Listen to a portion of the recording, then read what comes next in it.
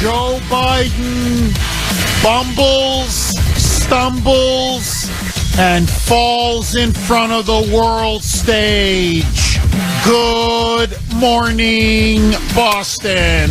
Okay, my friends, I don't know how much more evidence the American people need to have to see what a pathetic, senile buffoon we have in the White House. And I got to tell you, my friends, yesterday, they can't cover it up. The media has been trying to prop this man up for God knows now how many years. We all know he's suffering from serious mental cognitive decline, that this man has no business being in the White House. But after yesterday, and the images now that have really just gone all over the entire world, it is now impossible even for the fake news media to no longer pretend the crisis that we now face as a country. I got to tell you, when I saw those images and saw the video and the clips of Joe Biden falling, stumbling, literally falling down on his right hip, almost on all fours, looking pathetic, needing the Secret Service to come to him and lift him up, my stomach turned. For the United States. Really, this is what I told Sandy and Mike before the show started. It was as if it was gut-wrenching to watch it, to see the President of the United States, to see the Commander-in-Chief in such a prostrate position, lying on the ground, pathetic, humiliating, that we now are witnessing and looking at not just a national laughingstock, but an international laughingstock. And I want to say this to the Democrats, really from the bottom of my heart. At what point do you say enough is enough? This man needs to be put in a home. This man needs to be put in an assisted living facility. It is so obvious now at this point. And if you notice, when he fell, the Secret Service wasn't there to catch him. In fact, I was surprised when I looked at it. I'm like, why is everybody so nonchalant? It took the Secret Service a couple of seconds. The president is down on the stage at the Air Force Academy graduation, and everybody's looking on in shock and horror. There he is lying on the ground. And it takes him at least several seconds to come and react. And by the way, he couldn't get up on his own. He's flailing on the ground. He can't get up. The president of the United States fell, and he cannot get up. And it took the Secret Service, maybe 3-4 seconds to come and get him? And I'll tell you why. Because it's an open secret in Washington. He always falls. And I don't just mean what we've seen publicly on the steps of Air Force One. He's walking, he falls up. He's walking, he falls down. That's a couple times they caught him on camera. Remember in Delaware when he was following Dr. Jill, his wife, Jill Biden, on the bike. And he just stumbles over. It's not just what we've seen publicly. I'm telling you, he keeps falling. And you can tell by the reaction of the Secret Service. It's like, oh, he fell again? Again? Like in other words, we deal with this all the time. And to see the President of the United States, and I don't care if it's Joe Biden, I don't care who it is, but to be on that stage, so pitiful, so pathetic, so helpless. I'm sorry. It was humiliating for him. It's humiliating for his family. But most importantly, it's humiliating to us as a country. And obviously the Democrats have no respect for the United States of America. None, I'm telling you. Because if you did, you would demand that this man resign on the spot. On the spot. Because he is clearly, physically, mentally not capable to do the job. The man needs a walker. That's what I was telling Sandy. I go, really, you want to know the truth? A minimum, he needs a cane. Although who wants to give this guy a cane? Because when he starts yelling and screaming, he's going to start hitting you over the head with it. But so forget the cane. He needs a walker. Somebody needs, just give him a walker, man. Because this is becoming an embarrassment. So here is exactly what happened.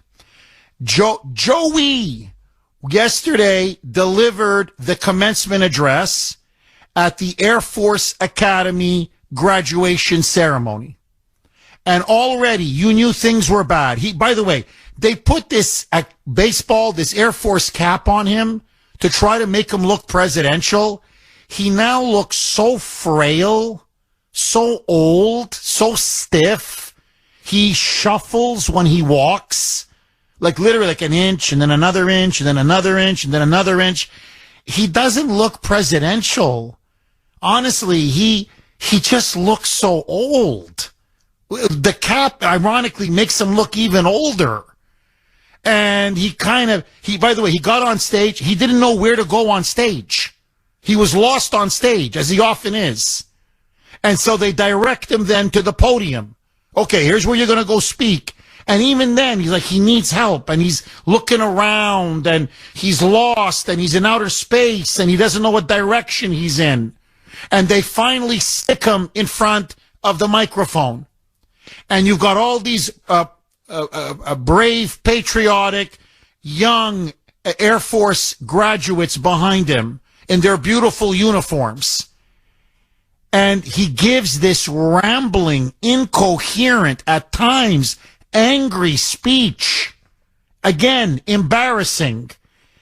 Listen to this. Roll cut 1, Mike. When I was graduating from high school 300 years ago, I applied to the Naval Academy. And I was picked by the senator. There's two ways senators can pick. You can pick individually, or they can name 10 people and let the Academy choose. I was a relatively good football player, so I had a shot. I remember the day that a guy named Steve Dunning from my class was also nominated. Drove up, was about 7 in the morning. We were going to drive down to Annapolis. And I had just heard the night before they had a halfback named Joe Bellino, won the Heisman Trophy, and a quarterback named Roger Staubach. I went to Delaware.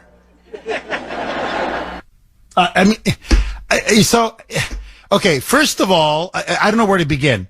He sucked in football. Like this, now, okay, so he's going on, the bull, you know what, right? This is like, this is when Grandpa now is going on, and, I could have been the Tom Brady of my time. I could better than Brady. I was a superstar quarterback. Okay, Grandpa. Okay. So, first of all, what does the Naval Academy, you're at the Air Force Academy. So number one, what does the Naval Academy have to do with the Air Force Academy? Okay, let that go. Number two, you weren't a star football player. That's utter bullcrap, and everybody knows it. And number three, I could have been Roger Staubach. For those of you that don't know, he was a famous quarterback. He was at the Naval Academy, and then Roger Staubach was a famous quarterback for the Dallas Cowboys, a very good one, actually, in the 1970s. So, in other words, if I hadn't gone into politics, I could have been an NFL star quarterback. Now, you look at this, and you're like, this is pathetic. This is really pathetic. You're making stories up. You were a horrible football player. I don't think you know the difference between the Naval and the Air Force Academy. And what does this have to do with the modern day military and what these poor graduates are going to have to endure and face when they leave? Then, out of the blue, after he gets out of Fantasyland, he starts yelling. I swear to you, out of the blue. Now, Dementia Joe just starts ranting and raving. Roll cut to Mike. And your class as one of the most diverse classes in the history of this academy or any academy to graduate. That's why we're strong. That's why we're who we are. That's why we'll never give up. That's why. Yeah. Look, as Sandy told me, honestly, Jeff, he looked and sounded like an old guy yelling at people to get off his lawn. Like, just out of the blue, he just starts, yeah, that's right. Well, I'm most diverse. You understand? Well, I'm most diverse. And everyone's like, what is it? What's got into this guy all of a sudden? And it's true. He looks like one of those, a crazy old guy who's on the porch yelling at people to get off his lawn. Now, after this, it was a bad speech. It was just a bad speech. And you can tell that cadets didn't want him there. Nobody wanted him there. Many times they're giggling. They're almost laughing at the guy. He's becoming the butt of jokes. It's then over. And now they're trying to direct him off the center stage. And apparently there were, two big black sandbags on the ground. Well, he can't look where he's going. And before you know it, he walks, he tumbles, trips, falls, and collapses, falls right down on the stage. And he couldn't get up without Secret Service help. Joey! Ay, God help us. 620 on the great WRKO. Jeff Kuhner, Boston's Bulldozer. 617-266-6868 is the number. Okay, the fall heard all around the world. It's the fall heard around the world. Joe Biden yesterday, after he delivered really a bizarre, rambling, very angry, at times incoherent commencement speech or commencement address at the Air Force Academy graduation ceremony, then was on stage. They told him he had to just slowly move to the side, and he fell basically flat on his face. He apparently tripped over some black sandbags, which were quite big. I don't know how you could have missed them, but he tripped over them. And it was boom. He took a massive fall. He fell on his right hip. I'm sure many of you have seen the video. To me, as I said, it's like a punch in the gut to see the commander-in-chief, the president, no matter how fraudulent he is, the president, on the ground like that, pitiful, pathetic, helpless, needing help to get up, couldn't get up, on his right hip, on his knees, on his hands, looking around, helpless, lost. And it took the Secret Service at least, 3-4 seconds to get there? To even help him up? Which, as I said, at the opening monologue, Sandy and I talked about before the show, it's pretty obvious he falls a lot. This is not new to them. You can tell by their reaction. Like, oh no, he goes down. Oh no, he fell down. He fell flat on his face again. We are now the butt of international jokes. He's become a national joke. He's become an international joke. Where is our self-respect? To the Democrats in particular, where is your respect for this country? You clearly don't have any. We're not talking about a freak fall here or a freak fall there. This guy, he's falling up Air Force One. He's falling down Air Force One. He's falling off his bike in Rehoboth Beach. He's stumbling. After a while, no, I'm sorry. And I gotta tell you, this will go down, mark my words, as the symbolic moment of the implosion of the Biden presidency. This, to me, it was symbolic of America falling. You see his fall at the Air Force Academy symbolizes the fall of America when it comes to Biden and his regime. The fall of Afghanistan, the fall of our border, the fall of our economy, the fall of our energy independence, the fall of our self-respect and influence and power around the world, the fall of the United States as a republic. To me, there's no question in my mind. This now, what happened to Gerald Ford when he fell down those stairs and that just became him? This is Joe Biden. This is Joe Biden. He can't find his way on stage. He delivers an incoherent, rambling, divisive, angry, almost bizarre speech. And then he stumbles, falls, and he's flailing on the ground. Flailing on the ground. And this is, to me, the story of America right now. And as someone on Breitbart put it, and I thought it was very well said, puppets fall when their strings break. Puppets fall when their strings break. And that's all he is.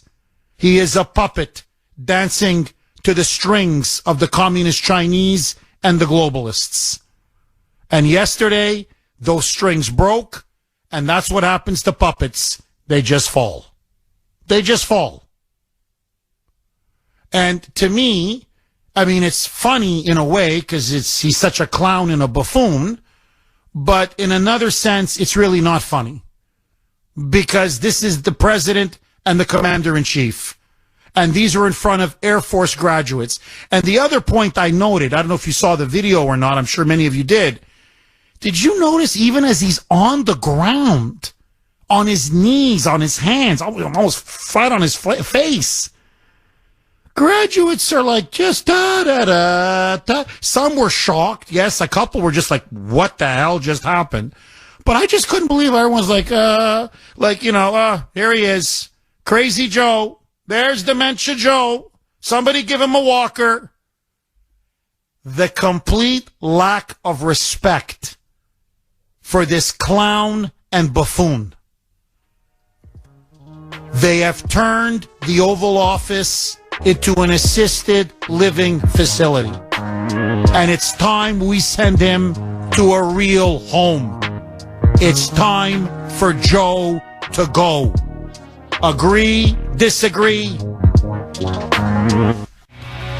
6:31 on the great WRKO. Jeff Kuhner, Boston's bulldozer. The fall heard around or at least seen around the world. Joe Biden, collapses essentially, falls flat on his face on the stage at the Air Force Academy. It's by far his worst, biggest, most massive fall, since publicly anyway, since he's been president of the United States. It was so bad, it was so blatant, it was so cringeworthy that even the mainstream fake news media could not cover it up. And these images all over the world, him on his right hip, on his knees, on his hands, flailing, looking for help, can't get up. It was just, honestly, to see a president, even this fraud, but to see a president like this, I never thought I would live to see the day. 6-1, and as a commander-in-chief, in front of his own Air Force cadets. To me, a perfect symbol of Biden's America. America under Biden is falling down. 617-266-6868 is the number. Okay, so I want to ask you, did you see the fall? What did you make of the fall? And really now, as many people are saying, his cognitive mental decline is now at such an accelerated rate that the drugs aren't working. They just can't prop him up. Literally now, they can't prop him up anymore. Is it time for Biden to go? 617 266-6868 is the number. You can text us 70470. Really good email. I think really sums the whole thing up in comparison to Trump. Jeff, do you remember President Trump at West Point when he walked down that metal ramp and it was raining and slippery and he had to hold on to the ramp and walked very slowly as he was walking down that slippery metal ramp, and Trump was openly mocked by the media and by Joe Biden for being frail and saying that he was too old and incapable of doing the job because a military officer had to assist Trump as he walked down the steps or the ramp holding the metal bars. Yet Joe Mencha keeps falling, tripping, losing his way on a small stage, and is hailed as a man's man. Make this make sense, my friend. I can't. To me, the media hypocrisy, and in particular Joe Biden, openly mocking Trump when he was president. Why? It's raining, it's cold, it's slippery. West Point, they're walking down the ramp. He could slide or slip or whatever. So he walked, if you remember, gingerly, slowly. And he's holding on to the metal ramps, those side bars. And he's being assisted by a military officer.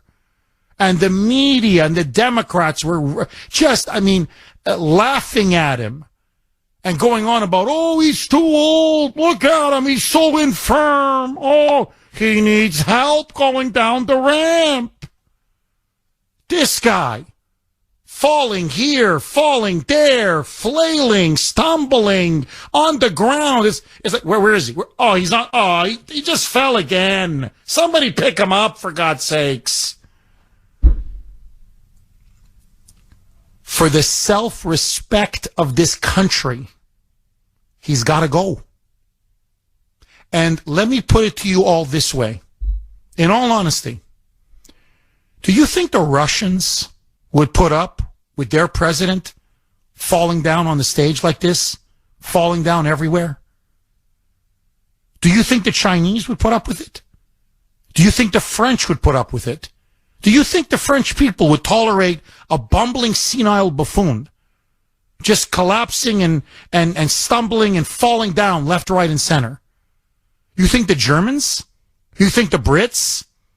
You think they'd accept the prime minister who's just yelling, screaming, literally out of his mind, and then just, he's on the ground again, falling flat on his face? You think the Brits would accept that? You think any other self-respecting country in the world would accept having a leader who is this cognitively and mentally impaired? And yet the Democrats and the media continue to foist this loser onto us and onto the world. Why? Why? That to me is the question. 617-266-6868 is the number. I was embarrassed for the country. I was humiliated for the country. Were you? Joe in Cambridge. Thanks for holding, Joe, and welcome. Hey, good morning, Jeff. Joe. First-time caller, long-time listener. Welcome, Joe. Welcome, my friend. Well, I just want to say this. Let me preface this with I'm a registered independent, diehard MAGA Trump supporter. I despise the Biden administration, Joe Biden, Kamala Harris, everyone underneath. I despise them all.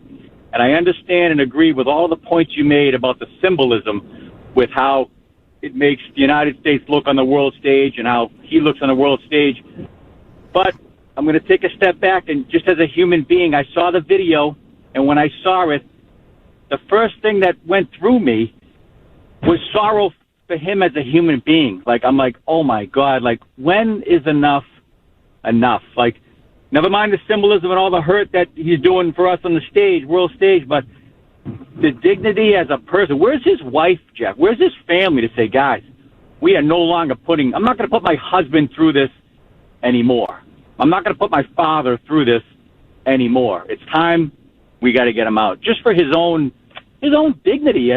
He's the president. He's a human being. I don't get it. I don't get it, my friend. Joe, I couldn't agree with you more. Really, I got to tell you, you're not 100, you're 1,000% correct. If this was my father or my grandfather or my uncle or whatever, I'm telling you, I'd be like, no, please, no more. No more. Look, you're the president. You'll always go down as the president. I mean, he was a fraud in my view, but doesn't matter. Look, you'll go down as the 46th president. This is enough. This is really enough. Like, come on, man, for his sake, for his dignity. Come on, look at him. And Joe, I got to tell you, really, like, this is what bothers me. And maybe I'm taking this too personally, but, you know, like, leading the news in Britain, in France, all across Europe, in Russia, in the Middle East, pick your country, all across Latin America, all over the world, the lead story is, and they show Biden collapsing on the stage. And they see him like he's flailing. He can't get up. He almost fell flat on his face. And I'm like, my God, like, come on, man. You know, for the family, for the Bidens, the Democrats, us, the American people, like, come on. Like, enough is enough. Joe, do you think this is the end? I mean, really, it's obvious the drugs are not working. His condition is now so bad. He's getting lost. He can't find his way on the stage. He can't remember his lines. He's fading so fast. But now to fall like this and fall so hard, do you think this is the end, or you think they can keep going with this guy because they want to push him through the election, Joe? They want to go. This is going to go on for another 18 months. And then still push him through the election. Do you think this can go on, or do you think they're going to have to pull the plug? As shameful as it is, Jeff, unless something happens to him physically, like he's seriously hurt or worse than that, they're going to push this guy to the end. And it's like they have no respect. His own party, his own people, his own backers have no respect for him as a person. And they're going to push him. They're going to use him like a puppet till the end and cast him aside. When something seriously does happen, when he falls down a flight of stairs, hits his head, something like that, they're just going to cast him aside like yesterday's trash and move on to the next one. It's disgraceful. Joe, drop the mic. Brilliant. Nailed it. Absolutely nailed it. Joe, thank you so much for that call. What do I always say? Best audience in the business. No, look, and just to add to this, super quick, because I want to go to we're up against the break, but I want to continue to take calls. Really, where's the wife? I know Hunter's a degenerate, but come on, man, that's your father. Where's the daughter? Where are the grandkids? Where's the family? Like, look, honestly, really, the man's a human being. I know he's corrupt. I know he's a criminal. I know all of that. But for God's sakes, come on. For his pride, for his dignity, for his self-respect. Seriously, he needs to be in a nursing home. I'm not kidding. Put him in a home. Stop. Enough is enough. But you're right, Joe. I'm sad to say, I think you're right. Until this guy drops dead, they're going to push him to the end. 6:49 on the great WRKO. Jeff Kuhner, Boston's bulldozer, cleaning up the liberal bull. Joe Biden takes a massive fall yesterday on the stage after delivering a commencement speech in front of the Air Force Academy graduates. And to say humiliating, pitiful, pathetic is an understatement. And now many are openly saying he's no longer up for the job. He wasn't many years ago, but now it's clear they cannot hide it any longer. His mental cognitive decline has reached such a point that the man now is collapsing and falling all over himself. Yesterday, practically flat on his face. So my question to you, did you see the fall? what was your reaction to the fall? And was it like a punch in the gut? I know it was for me. Was it for you? And is it now time for Joe to finally go? John in Westford. Thanks for holding, John, and welcome. Hi, Jeff. Good morning. Hi, yeah, I totally disagree with you and the last caller. I don't feel bad for him at all. And for what he's done to this country, selling the country out, Tara Reid, I mean, not at all. Maybe briefly for a second, the way he fell. You notice he didn't fall forward the way a healthy person would with their hands out. He went down sideways on his hip. But no, I don't feel bad for him at all. The guy's terrible. John, do you think it's time for him to go? Literally on the 25th Amendment, he just he can't stand, he can't give a speech, he can't walk. He's just physically, mentally too incapacitated to do the job. Mentally, I mean, did you see his speech in Japan? It was the worst ever. But look what we're going to get. I mean, we're going to end up with Harris. I mean, there's no win. He's just a puppet. That I agree. No, that I completely agree. John, I got to ask you this because I agree with you. He's corrupt. He's a criminal. He's a traitor. I do believe, by the way, he sexually assaulted. He digitally raped Tara Reid. No question in my mind.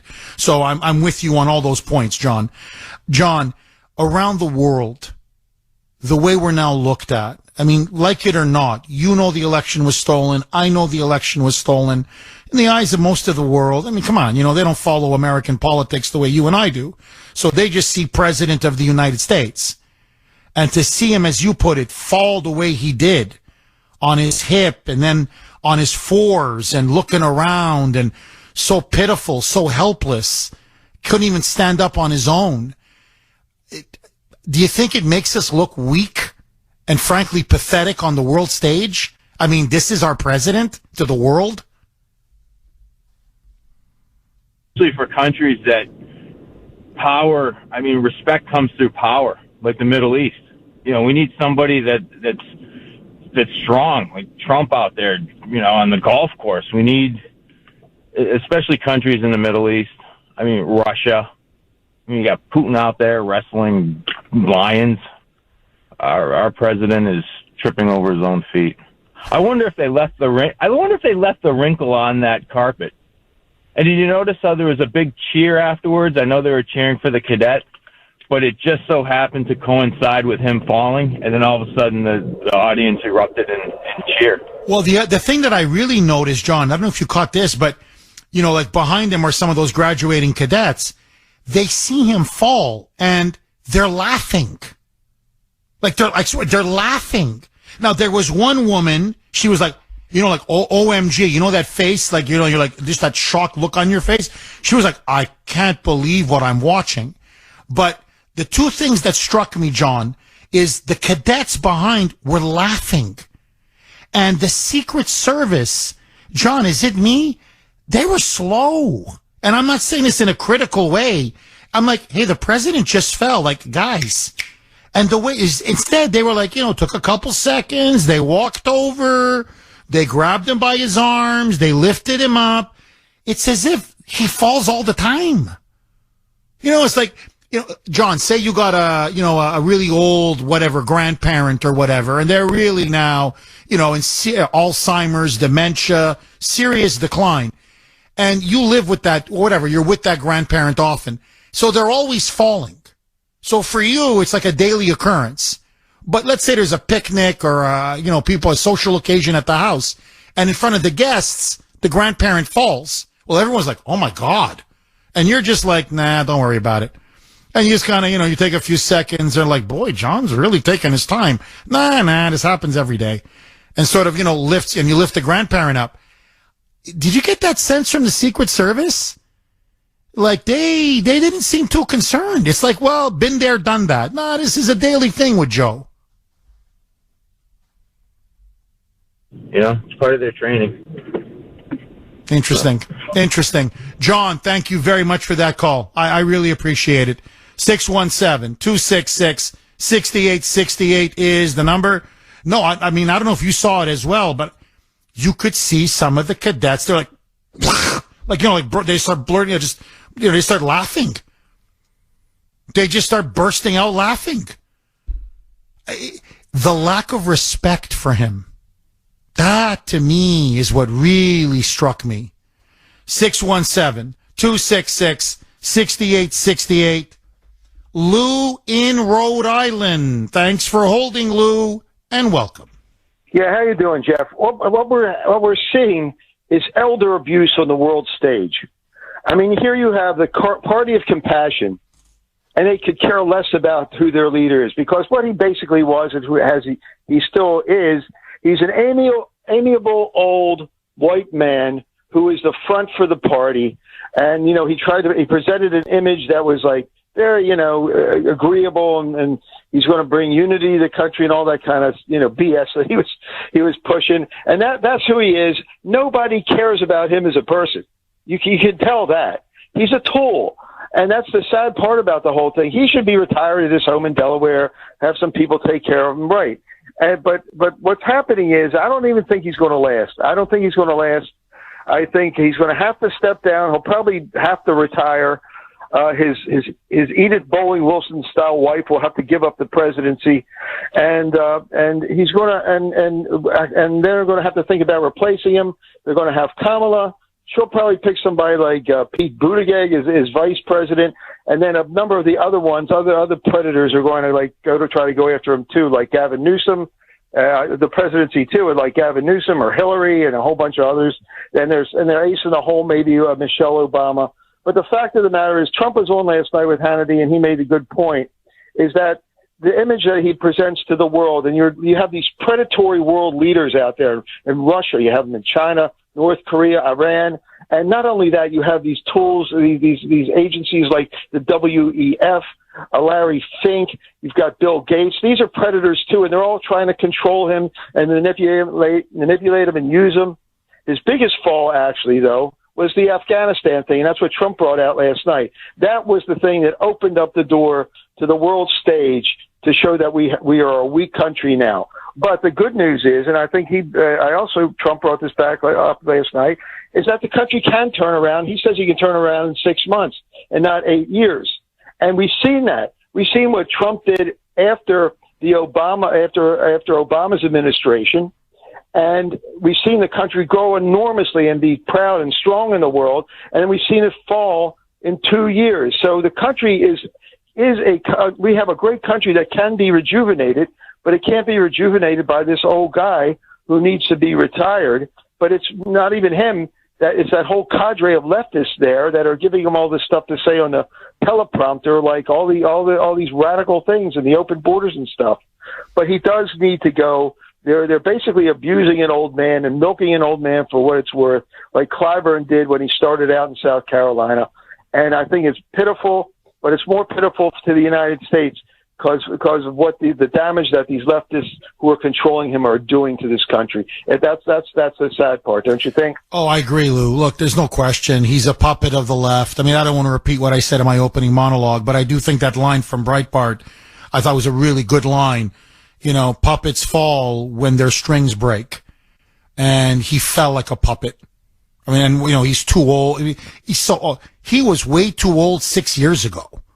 Never mind today. We all called it. Every single one of us in this audience, every single one of us, all of us out there, warned the country in 2020. This guy, mentally, physically, cognitively, is suffering from early dementia. The signs are so obvious. And now it's gotten worse and worse and worse. The drugs aren't working anymore. No, and I think, what was it? I think it was Joe in Cambridge. Look, it's coming. He's gonna fall. It's inevitable now. He's gonna fall so hard. And I'm not wishing for this. Please don't get me wrong. I'm warning them. This is what's gonna happen. He's gonna break his jaw. He's gonna break his nose. He's going to fall down the stairs and smash his head or get a concussion or who knows? I mean, who knows? Maybe, die. I mean, I don't want that to happen. Don't get me wrong, but he was a dangerous fall yesterday. He's lucky he wasn't really seriously hurt. And it's going to get worse. And where do we want? He's at a G7 summit. He's at a NATO summit. There's going to be a big NATO summit next month. And what? He falls flat on his face and shatters his nose in front of the eyes of the world? Or falls down in a way where he breaks his arm or stumbles, falls down the stairs? Or, is this what we want? In Canada, I'm just choosing Canada. I don't think you get a closer ally than Canada. They're laughing at him. They're laughing at him. Not us, not the United States, but they're laughing at him. Canadians are like, how could the Americans have this buffoon as their president? What's happened to you? Where's your self-respect? Never mind, Australia, New Zealand, Europe. And I'm not talking the mullahs and the North Koreans and Putin. And you look at Xi Jinping. I mean, come on. If I'm Xi, I'm like, are you serious? This is my rival? This is the commander in chief? Are you, this guy? This pathetic, flailing, frail, stumbling, bumbling buffoon? The guy can't even stay on his feet. This is what the Americans have as their leader? Lou, I don't think he can make it. Honestly, I'm with you. I don't see this guy going another 18 months. I don't see it. I'm not kidding. Unless they give him a walker. I mean, really, unless they stick this guy with a walker, maybe, like Dianne Feinstein, wheelchair, walker, and like a Fetterman, no, he's a mental vegetable. He doesn't do interviews. Nah, he doesn't do debates. No. He just, he's gone. He's mentally gone, but he's our guy. He's a Democrat and we don't care. And he's brain dead Biden. And we're just going to put him up. And basically you vote for him, you vote for the party. That's all. Who's pulling his strings? We're not going to tell you who's pulling his strings. But there he is. Weekend at Joey's. He's in a wheelchair, walker. We're just, he's falling asleep again. Prop him back up. Unless that's the only way. But if they want to continue with this charade, with his stupid elderly jog, he's trying to act like he's an elderly guy, but with some vigor, and he tries to move his feet a little bit. No, he can't do that anymore. Now he's falling. So to dress him up in a suit, to give a speech, to let him fly around the world, he can't do that anymore. Walker or wheelchair, maybe 18 months. If they're going to continue like this, he won't make it. I mean, Lou, am I wrong? We just lost Lou. Let me ask you, am I wrong? Look, give him a walker. I mean, if you're not going to get rid of the guy and you're going to foist him on us in the world, okay, give him a walker. And maybe like a hat with some bells so we know when he's coming. Like ding, ding, ding, ding, ding, ding, ding, ding. So the Secret Service can know, okay, there's Joe. He's on his walker. Everybody clear out of the way. Clear out of the way. And just surround him. He could fall at any second. Just surround him. Just right, like 2 feet away from him. Just surround him. And that's America's president. That's our commander-in-chief. 617-266-6868 is the number. By the way, the Kremlin, they're laughing their rear ends off. They're playing this in Russia again and again and again and again.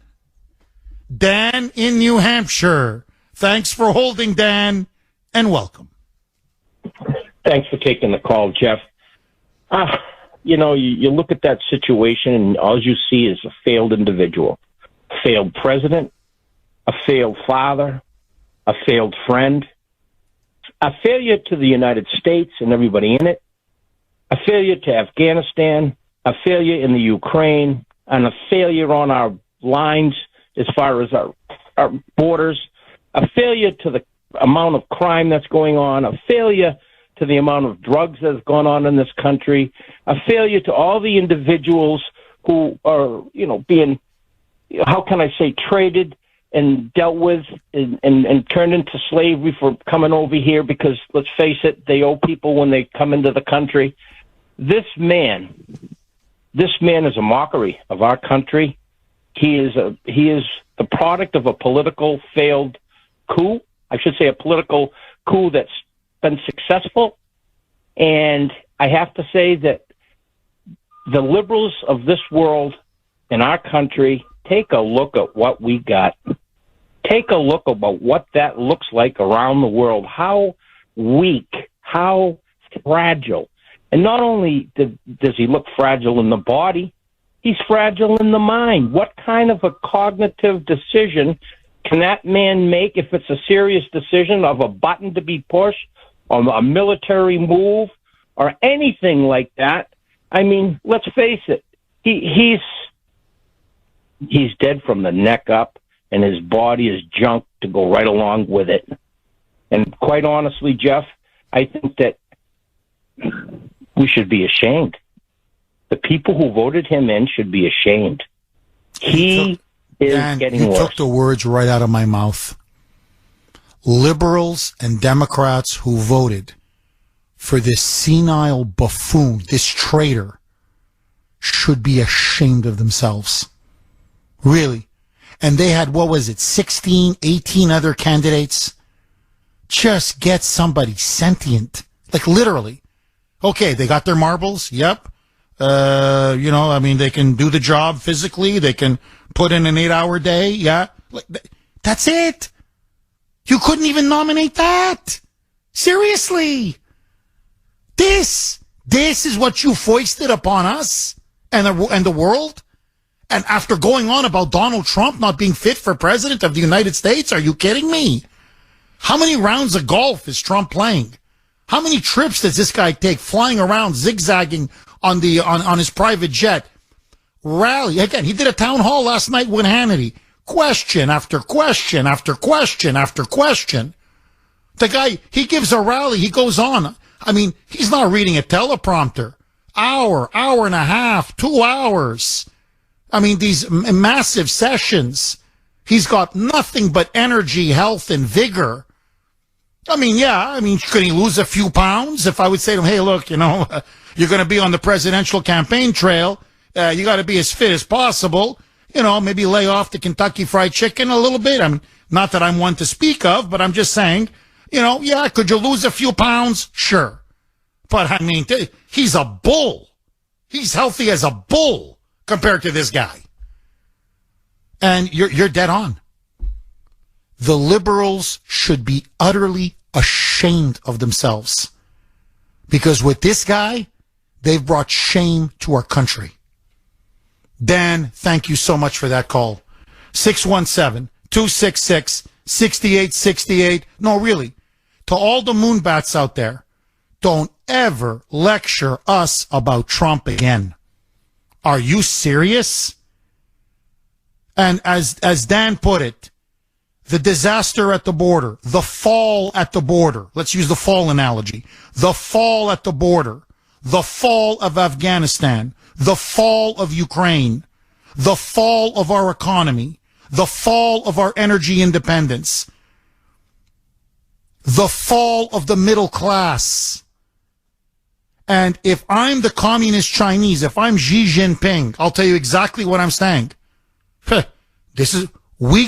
We bought America for 10 cents on the dollar. What, $1 billion? Essentially, that's what they bribed him and the Biden family. Look at him. Look at him. $1 billion, and this guy can't even stand on his own 2 feet.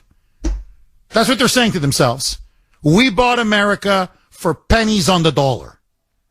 And this guy, I mean, they want him for 2 terms. And they're like, this guy he won't even make it to 2024.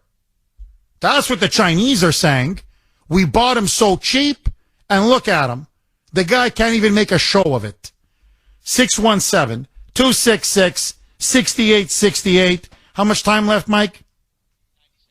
Zachary in New Hampshire. Thanks for holding, Zachary, and welcome. Good morning, Jeff. Question for you. Yes. What is falling faster, our country or Joe Biden? That's a good one, Zachary. I can't answer that. I didn't think so. That's all I got. You have a great weekend. Thank you, Zachary. You stumped me.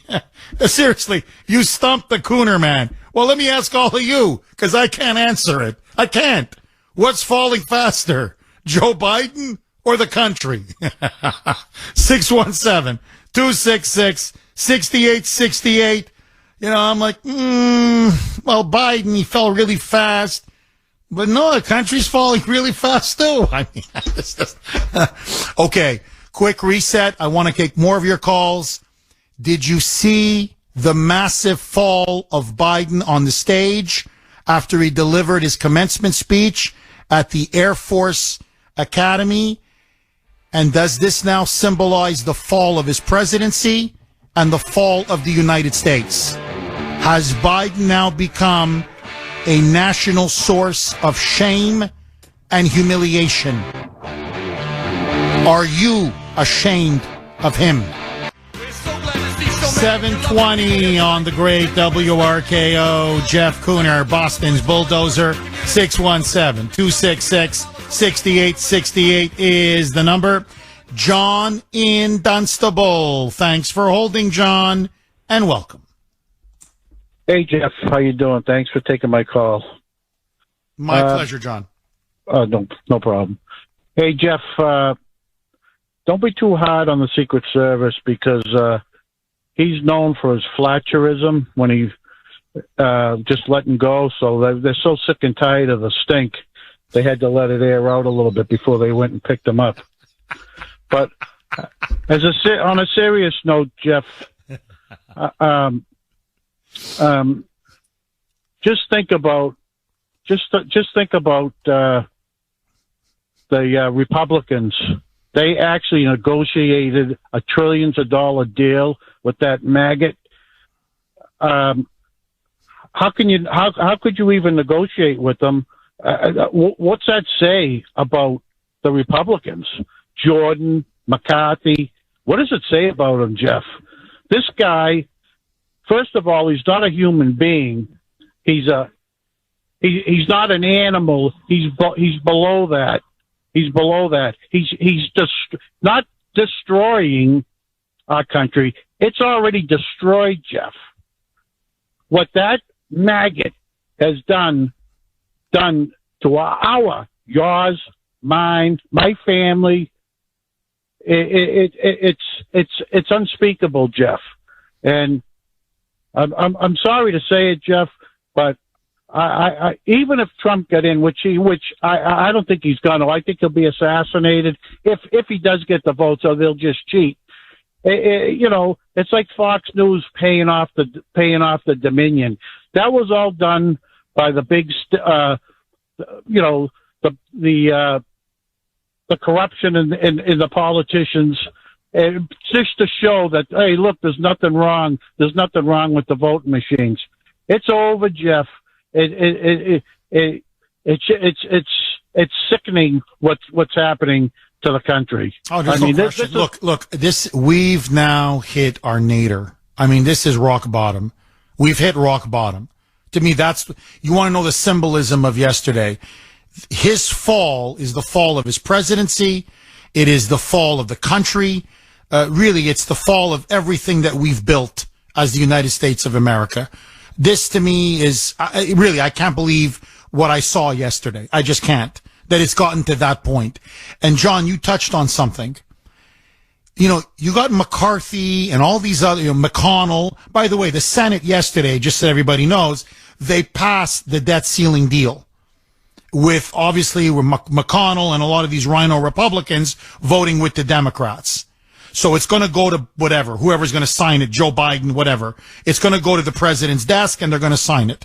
So the dirty deal is now done. It passed the Senate last night. Now, the point is this, and you touched on it. McCarthy got outmaneuvered he got out-negotiated by a guy who can't even put his pants on? You look at what we saw yesterday, and you're like, this guy took you to the cleaners in the negotiations? Well, you nailed it, John. What does this say about the Republicans, man? This buffoon, this bumbling, stumbling clown of this buffoon. And this guy beat you in the negotiations. Holy mackerel. Holy mackerel. If this was Japan with their samurai code and their code of honor, McCarthy and they'd be committing harikiri. They'd be jumping off buildings, or with the samurai sword disemboweling themselves, whatever, and then boom, and they just start, ripping out their guts. This is unbelievable. So, yeah, what does it say? Pathetic. I don't know who's more pathetic, frankly, McCarthy or Biden. I know it was his advisors. I know it was his negotiators, his team. It wasn't him. I get it. But still, that's technically the face of, the person you were negotiating with. So, John, you're right. Look, it's Trump or bust. It's gotten to the point now. It's Trump or bust. And, I fear it may be too late. Fingers crossed. I always believe in the hand of God, John. And sometimes you got to go right to the brink. Right to the brink. As they say, you got to hit rock bottom before you can climb back up.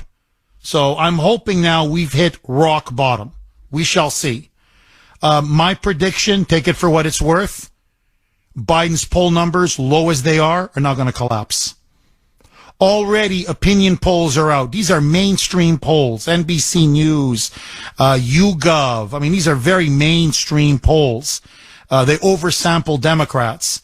66% of the country, 66, say he is no longer fit to be president. 66, 2/3, say he's no longer fit to be president. And they 66% as well say if Biden was to win re-election, it would be, quote, either a setback or a disaster for the United States. 7:32 on the great WRKO. Jeff Kuhner, Boston's Bulldozer. 617-266-6868 is the number. Okay, let me ask you. It's the Kuhner Country poll question of the day, sponsored by Kelly Financial Services. What do you think was a worse or more embarrassing fall for Joe Biden? 1, when he fell down the stairs of Air Force One. B, or 2, when he fell off his bike at Rehoboth Beach in Delaware. Or 3, C, basically planting his face on the floor, falling flat on his face on the stage yesterday at the Air Force Academy graduation ceremony. What do you think was a worse or more embarrassing fall? A, falling down the stairs of Air Force One. B, falling off his bike in Rehoboth Beach in Delaware. C, yesterday, basically falling flat on his face on the stage at the Air Force Academy graduation ceremony. That's a very good one. I got to say that was Mike and Sandy who came up with that poll question. Boy, that's a tough one. I got to go with C. But I could see a case for A or B. I want to hear from you. You can vote on our webpage, WRKO.com. WRKO.com/Kuhner, forgive me, Kuhner, WRKO.com/Kuhner, Kuhner. You can also vote on our Twitter handle, at the Kuhner Report, Kuhner, all one word, at the Kuhner Report. Okay, many of you are texting, emailing, memes to the Kuhner man. Apparently now, one that's breaking the internet is they're saying that Biden needs something called Walk Force One. So, and I think we're already got the design in place. It's a walker with the presidential seal on the walker. And we'll just call it Walk Force One. And that's what I'm suggesting now for the Biden team. If he's going to keep falling flat on his face like this, for God's sakes, give him a walker. We'll pay for it. That's okay. And we'll just call it Walk Force One. With a presidential seal, the whole thing. He can keep it with him when he leaves office. That's the kind of guy I am. 617-266-6868. Jeff in Ohio. Thanks for holding, Jeff, and welcome. Thank you, Jeff. I appreciate you taking my phone call. My pleasure, Jeff. And thank goodness it's Friday. What a week. Hey, I'll tell you what, she is my pick, too. And poor old Gerald Ford, he's starting to look like Fred Astaire out there. I mean, compared to this guy, he can't even walk. So it's pathetic. But I'm telling you, it's karma. You look back at his history, I mean, from Palestine to the border to the 13 servicemen to him watching his watch. It's just, it's coming back to roost. And the sad thing is everybody's pushing for him to be held for treason. And if he was, he'd be hung in the public square. Nobody would have any sympathy for him then. So I hope he's healthy enough until he gets his just desserts. And China's probably gassing up right now, and I bet Taiwan's getting pretty nervous after seeing that. So that's Jeff, all I got to say, Jeff. Have a great weekend. And Jeff, before I let you go, buddy, I got to ask you this, Jeff. What do you think about Walk Force One? What do you think about... No, really, I mean, we're a generous people, and we don't like to see presidents like this just keep, stumbling and falling on stage. Should we get him a walker? Presidential seal. Poor guy. Let him walk around. And I would even throw in the hat with the bells. I really would. Throw that in as well. Should we get him a walker and a hat with bells? Exactly. But the thing is, he'd probably need training wheels for that, because I tell you what, that guy could screw an anvil up. Have a great weekend, Jeff. God bless you, Jeff. I didn't even think about that, but it's true. Again, remember what Obama called him? The F up? That was his nickname for him. He goes, whatever you have him do, he F's up. No matter what. If we gave him a walker with a hat and bells and the whole thing, he would, I swear, somehow he would screw that up. He'd be like, who keeps collapsing and falling with a walker? Only Joe. 617-266-6868. Come on, man. Bob in Plymouth. Thanks for holding, Bob, and welcome. Yeah, thanks for taking my call. My pleasure. I agree with that earlier caller. I did not feel the least bit sorry for him. I'm so sick of that guy. I just dislike him so much. But that's not why I called. I was taken back the fact that he would appear at a military graduation.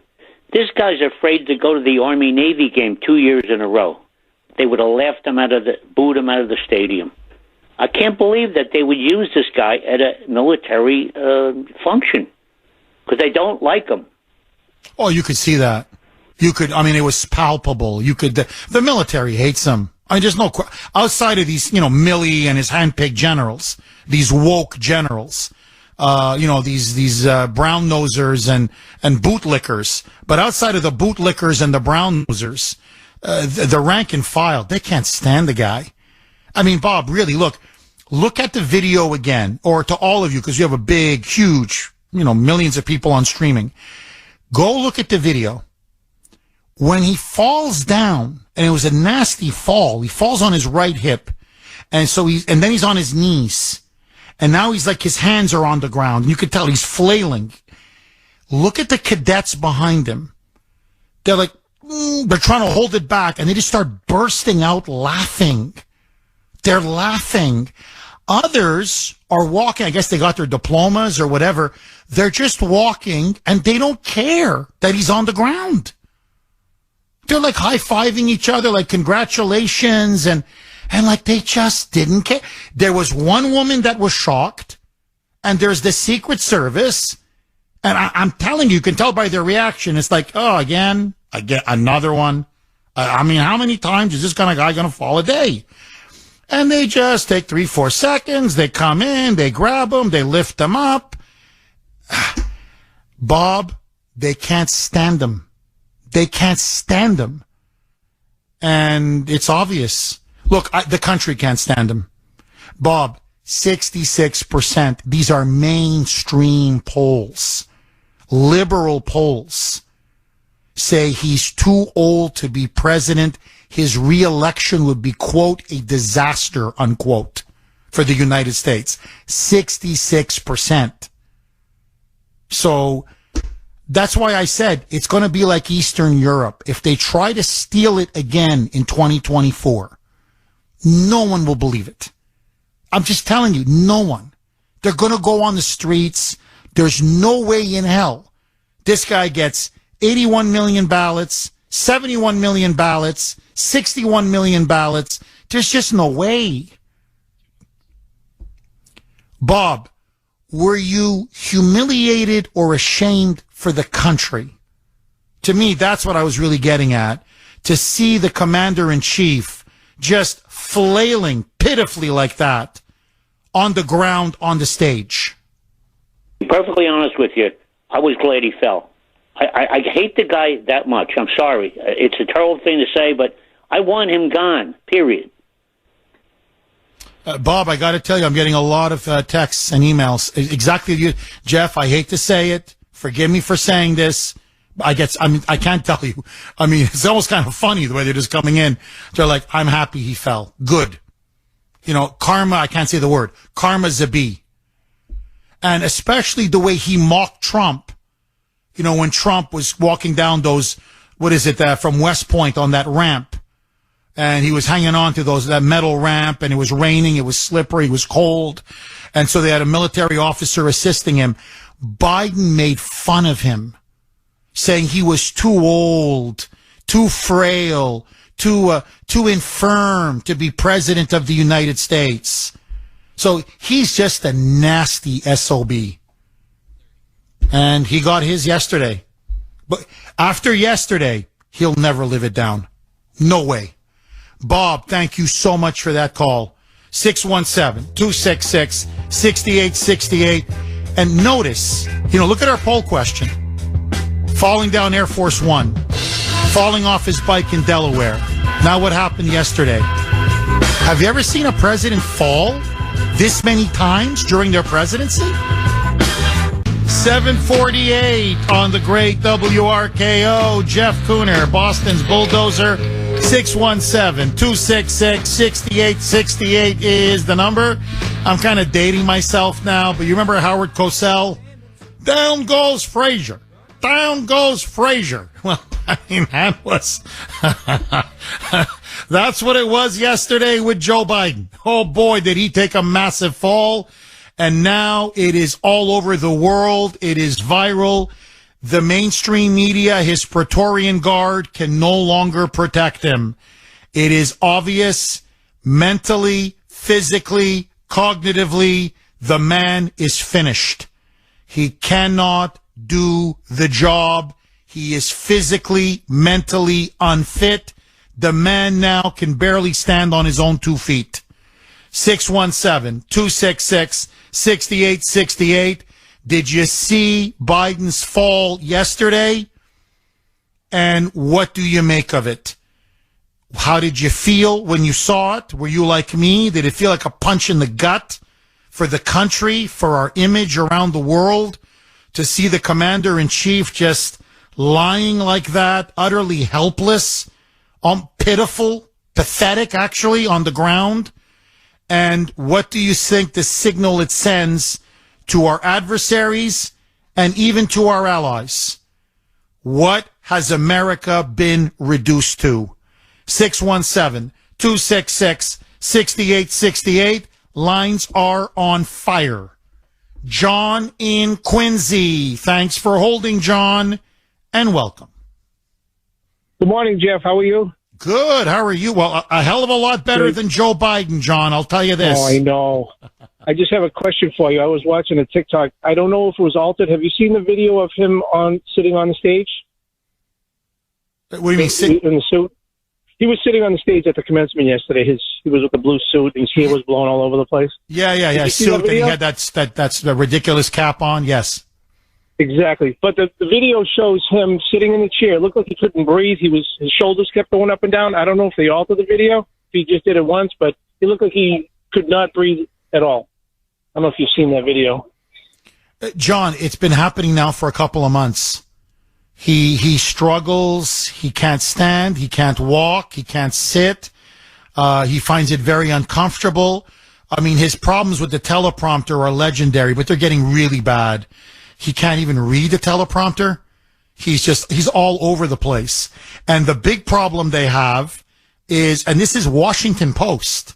The Washington Post is reporting this, that his aides are telling him, you've got to stop blurting out just stuff that comes into your mind because it's incoherent and you sound angry and you're not making sense.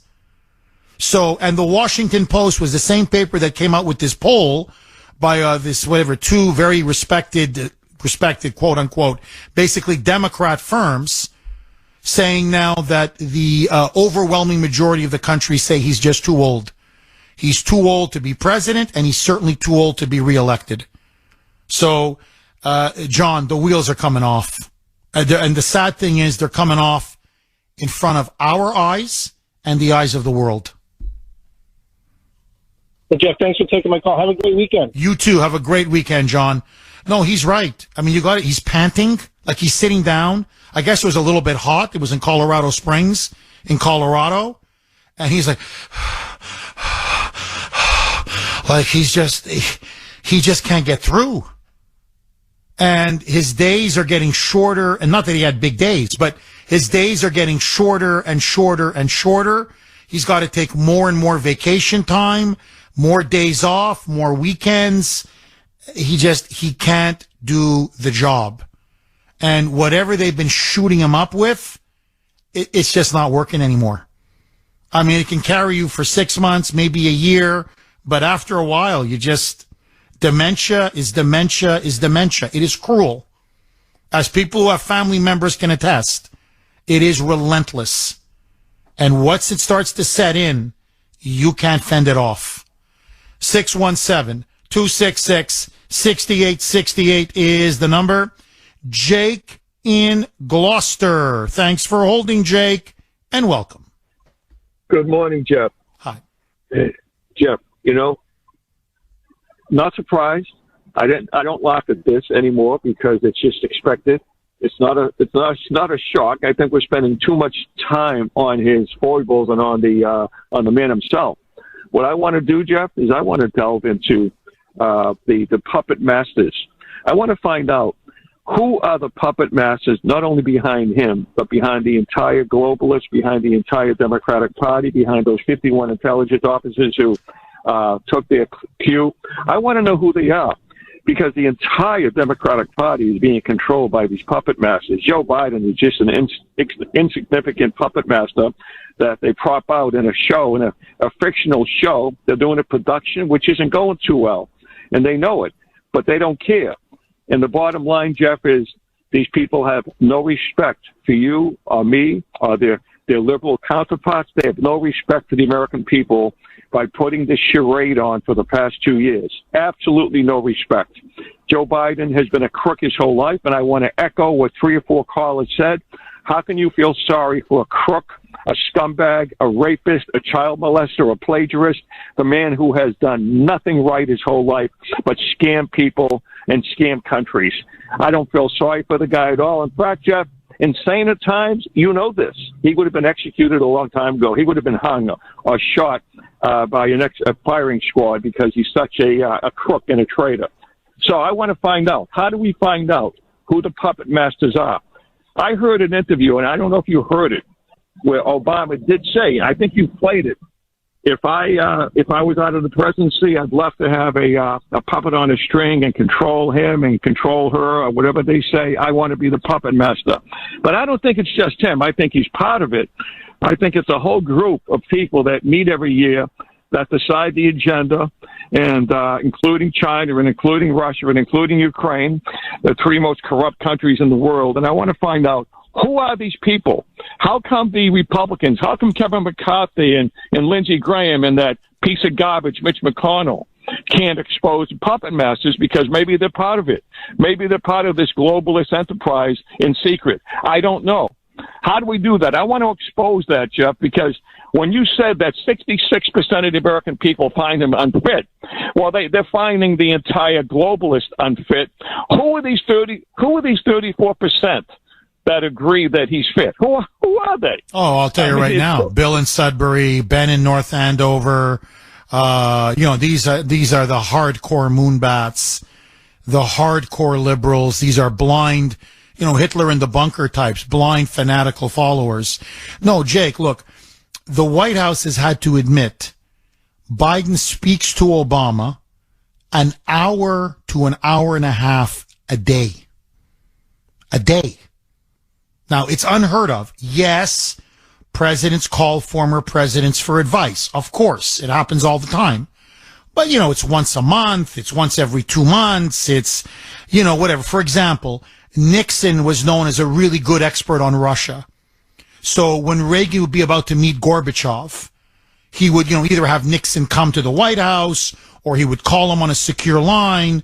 And for 45 minutes or an hour, he'd pick Nixon's brain. Hey, what do you think the Russians want? What's going to be their strategy? How should we counter? Whatever. Yeah, of course. No question. But it's unheard of. It's unprecedented. So when you're on the phone that often with one individual who happened to be your boss and basically, let's be honest, installed him as the president, he's taken his marching orders from Barack Hussein Obama. There's no question. An hour to an hour and a half, he's taking down his orders. And Jake, look, the globalists who fund the Democratic Party, it's open, it's naked. George Soros is the sugar daddy.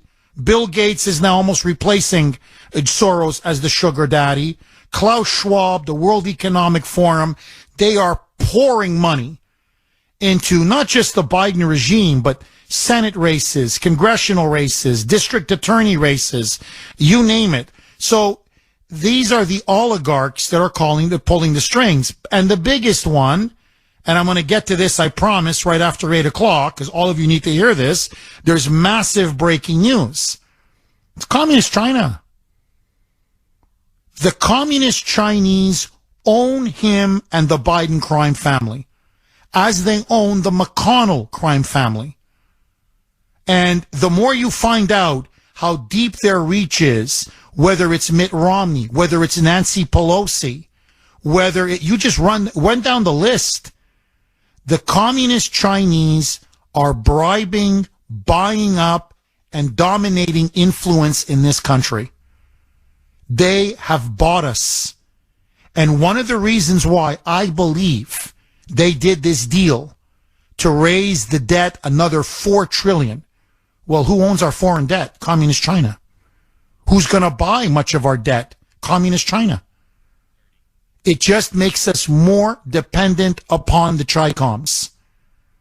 And that's really who he's working for. And the goal of the Chi-Coms is to destroy the United States and to destroy us from within. And honestly, look at what Biden has done. He's a traitor. He's destroyed our border. He's destroyed our middle class. He's destroyed our dollar. He's destroyed our economy. He's destroyed our energy independence. He abandoned Afghanistan. He's on the verge of getting us into World War III with Russia.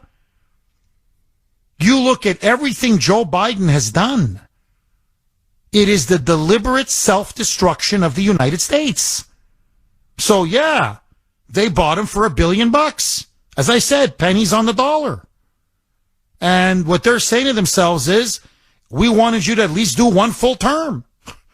And this guy is stumbling and collapsing and falling and on stage. You're like, you can't even do freaking 4 years.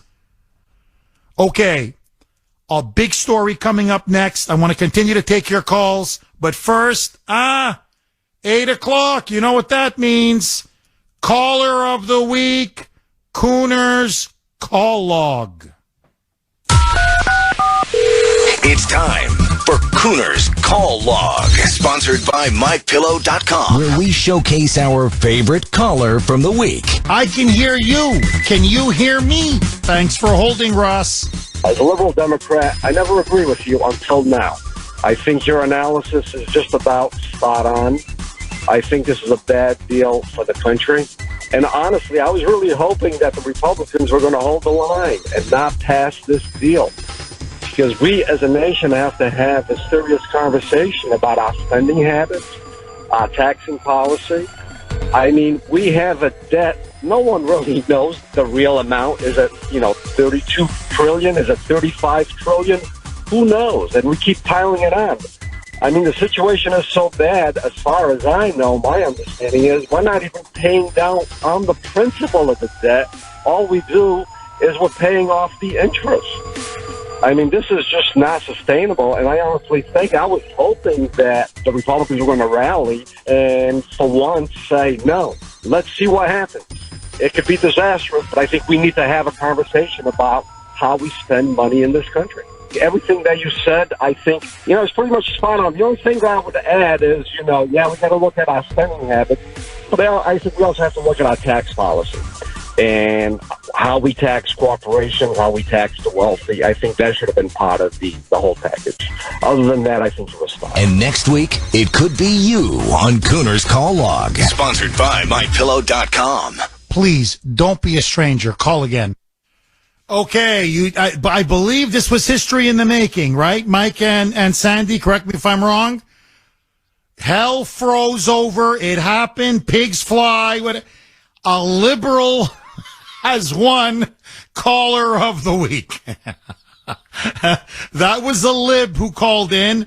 I believe it's Russ, Jamaica Plain. Don't quote me on that. I know it was Russ.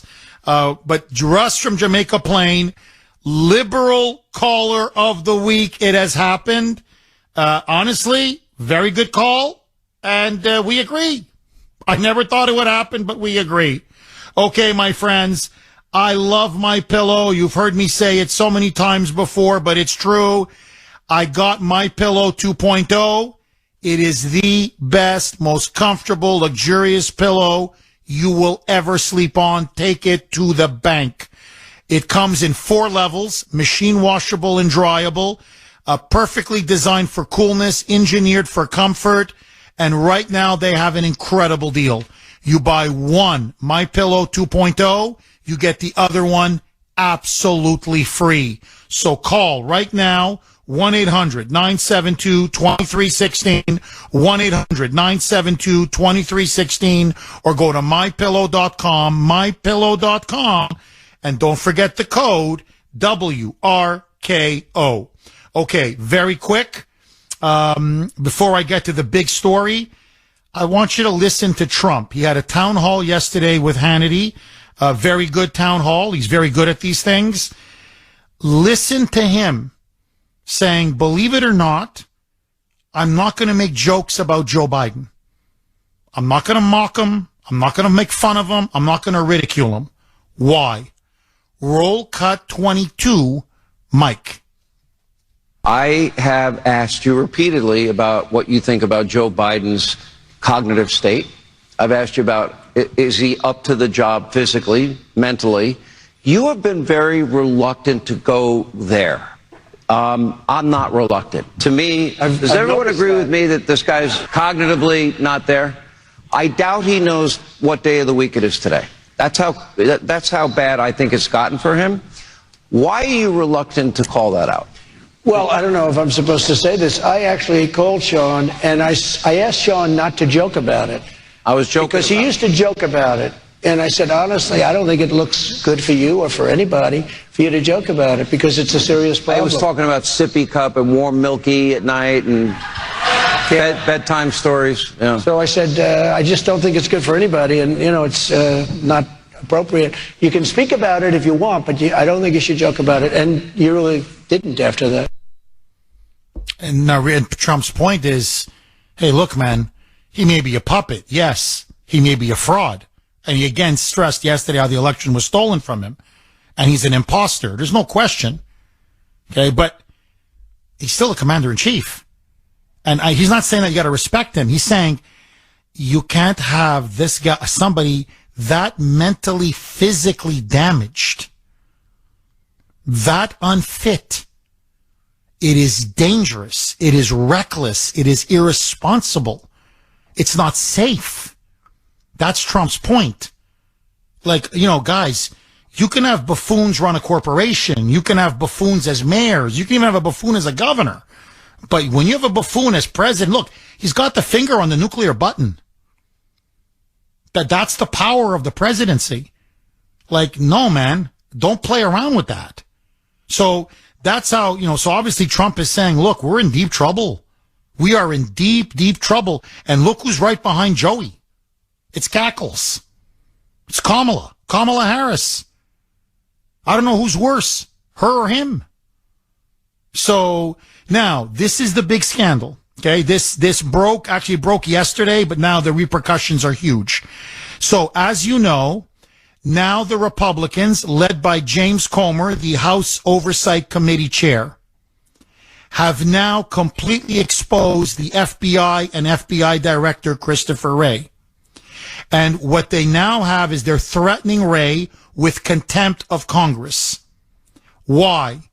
Because for over a month, Wray and the FBI have been deliberately stonewalling and covering up a bribery document, a document that clearly details that when Joe Biden was vice president of the United States, he received $5 million in one instance in exchange for a policy decision change. Pure bribery, pure corruption, pure treason. Now, Jeff, why is this important? I'll tell you why. Because Comer subpoenaed that document. Now remember, it's unclassified. It's unclassified. And Wray has refused to hand it over. They spoke by phone several days ago. Christopher Wray then told Comer, well, okay, if you really want to see it, you have to come down to FBI headquarters and we're going to show it to you, but it's going to be redacted. So they're going to block out, literally black out, much of the document. And Comer now has called his bluff and said, no, you're going to give us the entire document. It's unclassified. There's no reason to redact anything. It's an unclassified document. So why are you redacting stuff? Don't tell me you got to redact it. And now Comer broke this. Wray refused to even acknowledge that the document existed. Then I told him that both I and Chuck Grassley have actually seen, read the document. We know what's in the document. So we not only know that you have it, but we know what's in it. Wray was caught lying. And so Wray now has had to admit that this bribery document exists. It exists, and it is as damning as Comer and his investigators say it is. And now they're going to hold Chris Wray in contempt of Congress unless he hands over the document. Now, it looks like Wray may be forced to hand it over by Monday. We shall see. But the fact of the matter is, we now have it officially confirmed. The FBI has admitted there is a document that proves and details Biden is a traitor, he's a crook, and he's a criminal. That he took $5 million. It looks like it came from the communist Chinese.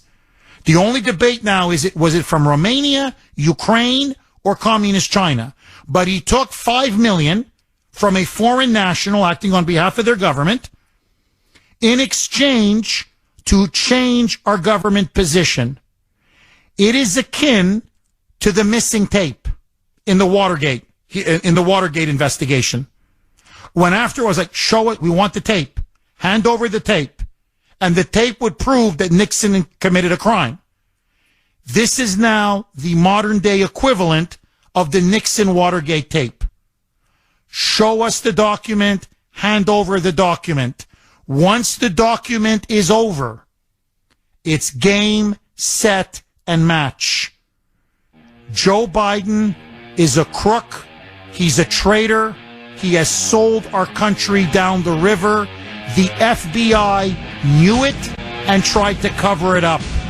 And they can't cover it up anymore. More next. 8:20 on the great WRKO. Jeff Kuhner, Boston's Bulldozer. 617-266-6868 is the number. Okay, my friends, the walls are now definitely closing in on the Biden regime and on Biden in particular. He had this humiliating, massive fall yesterday on stage in front of the Air Force Academy graduates after he delivered his commencement speech. And more, even more, much more deadly news for his regime. Comer now has admitted that Wray has been covering up a document that exposes Biden's corruption. He even refused to admit that it existed. Well, now Wray, under pressure, has had to admit that it does exist. It is there. And Comer now is on the verge of getting it.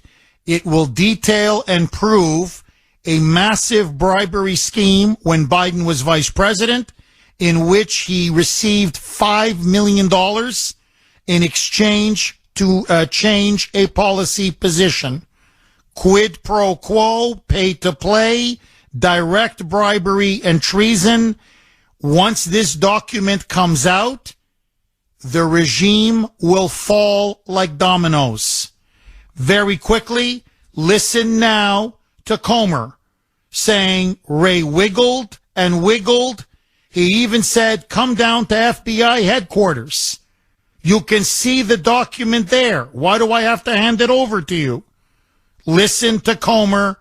We told him, either you give it to us or we're going to hold you in contempt of Congress. Roll cut 9. Mike. He offered us the opportunity to come look at it in a private chip, but he was going to redact it. My experience with getting documents from the FBI when they're redacted, it's all black lines. They don't show anything. That was the point. But look, well, there's nothing in here. We complied, didn't we? Listen now to Comer saying, hold on now. No. We already saw it. We know what's in it. So we know you're lying. And by telling him this, Wray now had to admit, yes, the document exists and it proves what all of us know it proves. Roll cut 9A. Mike. What Senator Grassley told Director Wray. He and I have already seen the 1023 form. We knew what was in the 1023 form. Until we told Director Wray that, he never even admitted that the form existed. So the level of confidence that we have with Director Wray only went down. It only declined throughout the conversation. I mean, can you say stonewalling? Can you say cover-up? Can you say obstruction of justice? This is the FBI director? So, to show you how partisan and political the FBI has become, they are not only covering up for a senile buffoon who clearly is not physically or mentally fit to be president, but they know on top of it, he's a crook and a traitor. They know it because they've got the documents proving it. And they're trying to prevent it from coming out to the point that they were even lying and misleading members of Congress saying, what document? What document? No, we don't have anything. Knock it off. We saw it. Here's the name of the form. Here's what it is. Here was the date it's on. Here's the amount of money involved in the bribe. We've got the whole thing. Hand it over. Listen now to Kevin McCarthy. And this, I think, really is kind of breaking the log jam. Roll cut 6. Mike. I personally called Director Wray and told him he needs to send that document. Today is the deadline. So let me not just tell you, let me tell Director Christopher Wray right here, right now. If he misses the deadline today, I am prepared to move contempt charges in Congress against him. We have jurisdiction over this. He can send us that document. We have the right to look at that, Republicans and Democrats alike in that committee. And if he does not follow through with the law, we will move contempt charges against Christopher Wray and the FBI. You know what he says, they are Mr. not Speaker? above the law. So there you go. Now, Wray doesn't want to be held in contempt because he knows that'll be grounds for impeachment. Maybe even charges against him, although the DOJ will protect him. But that will put him in serious legal jeopardy, especially if Republicans come to power in 2024. He may go behind bars, especially the nature of the document that he's protecting. So Wray, who's a spineless bureaucrat, a hack, is now his knees are now starting to shake. He's getting nervous. So we're going to see what's going to happen. But let me just say this. Now, this part is speculation. Everything else up to now is cold, hard facts. This part, I'm just speculating. What struck me about yesterday's incident at the Air Force Academy was how slow the Secret Service was. And I'm not saying this as a criticism, but just the lack of reaction time. And how normally he's always so... 8:32 on the great WRKO. Jeff Kuhner, Boston's Bulldozer. 617-266-6868 is the number. You can also text us 70470. 70470. Okay, this is from 508. Jeff, what Comer has now uncovered with that bribery scheme document is nothing short of treason. Why aren't the Republicans demanding impeaching Biden? That's a great question. To be honest, I think they want to get the formal document first. And once that's handed over, I think all hell is going to break loose. To me, this is like the tapes for Watergate. Once that tape was released and it showed Nixon was clearly involved in a cover-up, that's when the bottom fell out. And now, with him collapsing on the stage like he did yesterday, falling down with these brutal poll numbers, you may see Wray release that document. They just may say, you know what, he's done, put a fork in him. Just release that document and force him out. So anyway, we shall see. 617-266-6868. You can also email the Kuhner Man.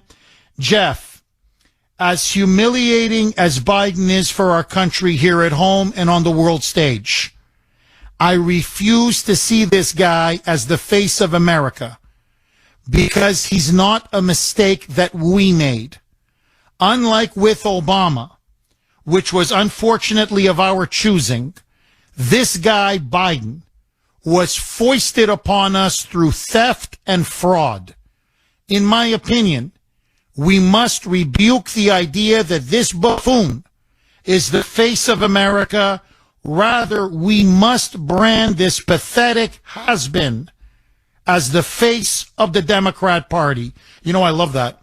That's a really, really nice piece of analysis. Look, we've got to pin him now to the Democrats. Stamp it on their forehead. They foisted him upon us. They imposed him on us. And America is that fall that we saw yesterday represents and symbolizes the fall of America under his leadership. And they did it knowing that he stole the election, knowing that he was a crook, knowing that he was a traitor, knowing that he clearly was mentally, physically unfit for the job. To me, that tells you everything you need to know about liberals, Democrats, and the left. They don't give a damn about the United States. And they're willing to humiliate us just to ram through their agenda. No self-respecting party, no self-respecting movement would have ever voted for this guy or foisted this guy upon the country. And now, my God, some of them still support him? Unbelievable. Unbelievable. 617-266-6868. David in Brookline. Thanks for holding, David, and welcome. Good morning, Jeff. Thank you for taking my call. My pleasure. You know, Jeff, some mornings, because of blood pressure, I say I'm not going to listen to your opening, but it's like a train wreck. I can't turn away. And I was listening intently to what you said, and I think you're underselling Joe Biden's football capacity. What he was showing us was what it would have been like had he hit Jim Brown, who was coming around the end, and what he would have done to Jim Brown. Jeff, I jotted a couple other points down quickly, which all tie together. By the way, I would like some reporter in this country, one reporter, find one teammate of his that played football with him. I'd like a clear assessment of his football ability, because you already covered it in your opening quite well. Hold on, David, before you continue, maybe it's his concussions. You know, because he played football. Maybe it's CTE, David. Maybe that's why he's collapsing now. The poor guy, he had so many concussions because he was such a phenomenal football player. Did you ever think of that, David? I did. He didn't want to wear the leather helmet either. He wanted to go without it. His father suggested it because they thought that would be good for his career eventually as president. David, keep going, my friend. My points are all, I believe, are tied together, and I'll make them quick. You referenced President Trump, and I couldn't agree more on that day that he held on to the railing and held on to I believe it was a general's arm. He was smart enough to do so. As you pointed out, Jeff, it was a metal ramp. It was raining. And as President Trump humorously and rightly pointed out, and I'm sure he was doing it because he wanted to also defend himself, he was wearing thin, slippery loafers. And any guy out there who's worn loafers knows exactly what it would have been like. He was smart to hold on to the general, unlike this guy who was tripping over supposed sandbags. He was pointing at the football player on the ground there when he turned around and pointed. Look at that guy. Okay, last two things, Jeff.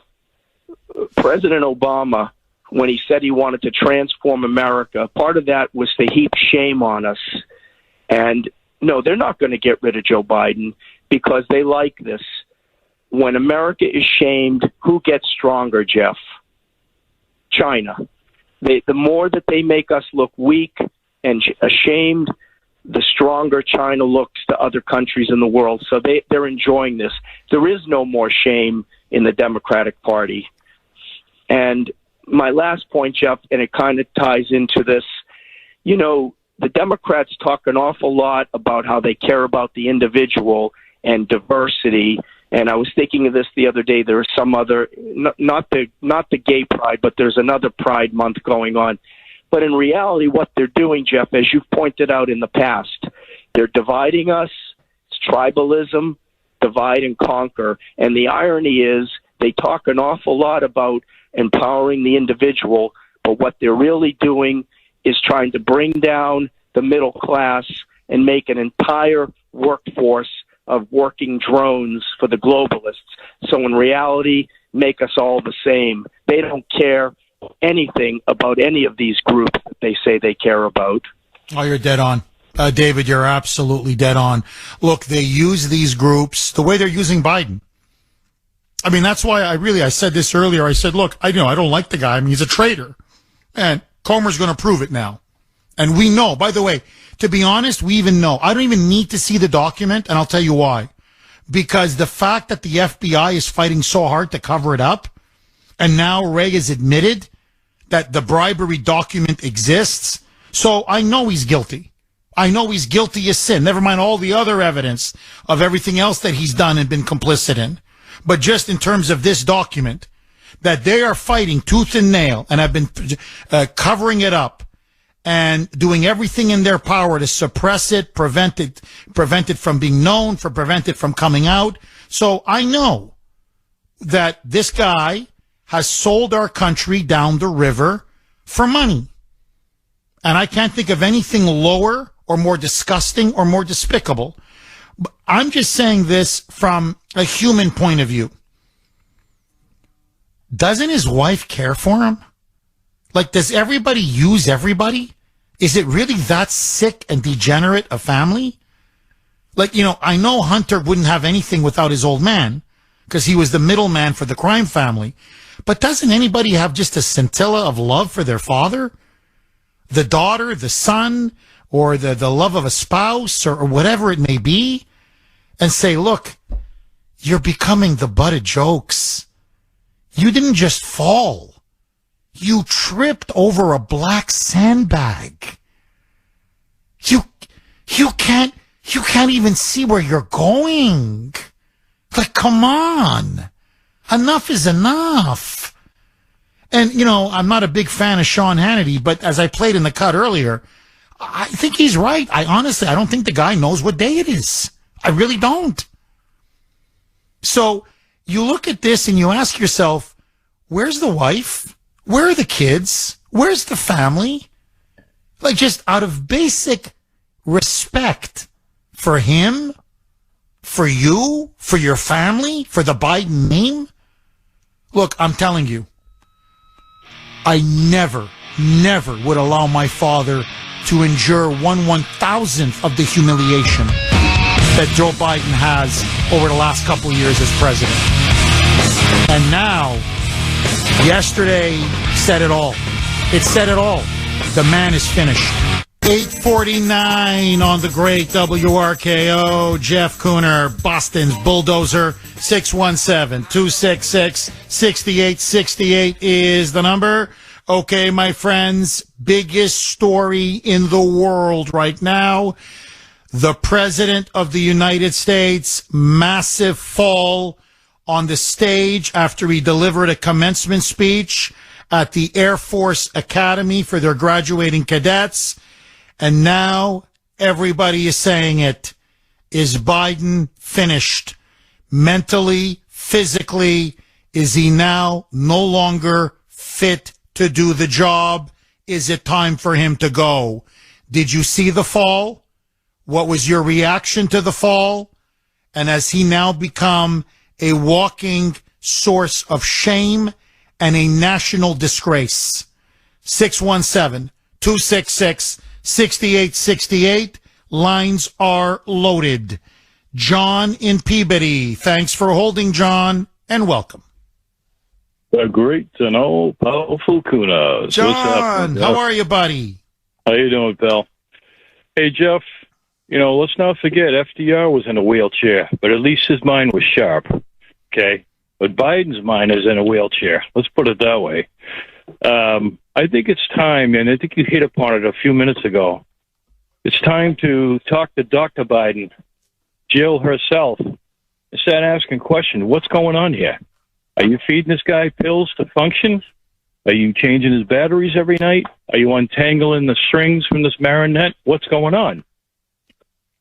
I mean, what do you think? Well, look, John, to kind of answer your question in a different way, she's taken an unusual, powerful role. Staffers complain all the time. She's in the Oval Office always. She's always there. She's always handling stuff for Biden.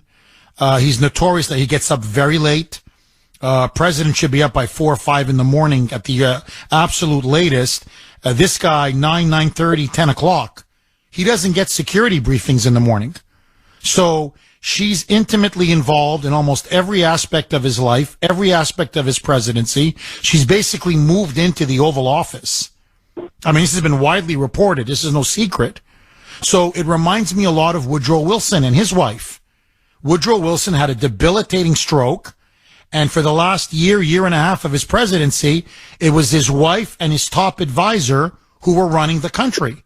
In fact, she was forging his signature, Woodrow Wilson, forging Wilson's signature on the bills, on legislation that he would sign. So she's feeding him. She's shooting him up with drugs. She's keeping him going. So clearly and by the way, it's been again widely reported he didn't want to run in 2024. Look, the guy he's gone. He's like, I don't want to run. You know who wanted to run? Jill. She's the one that keeps pushing. No, Joe, you got to do 2 terms, Joe.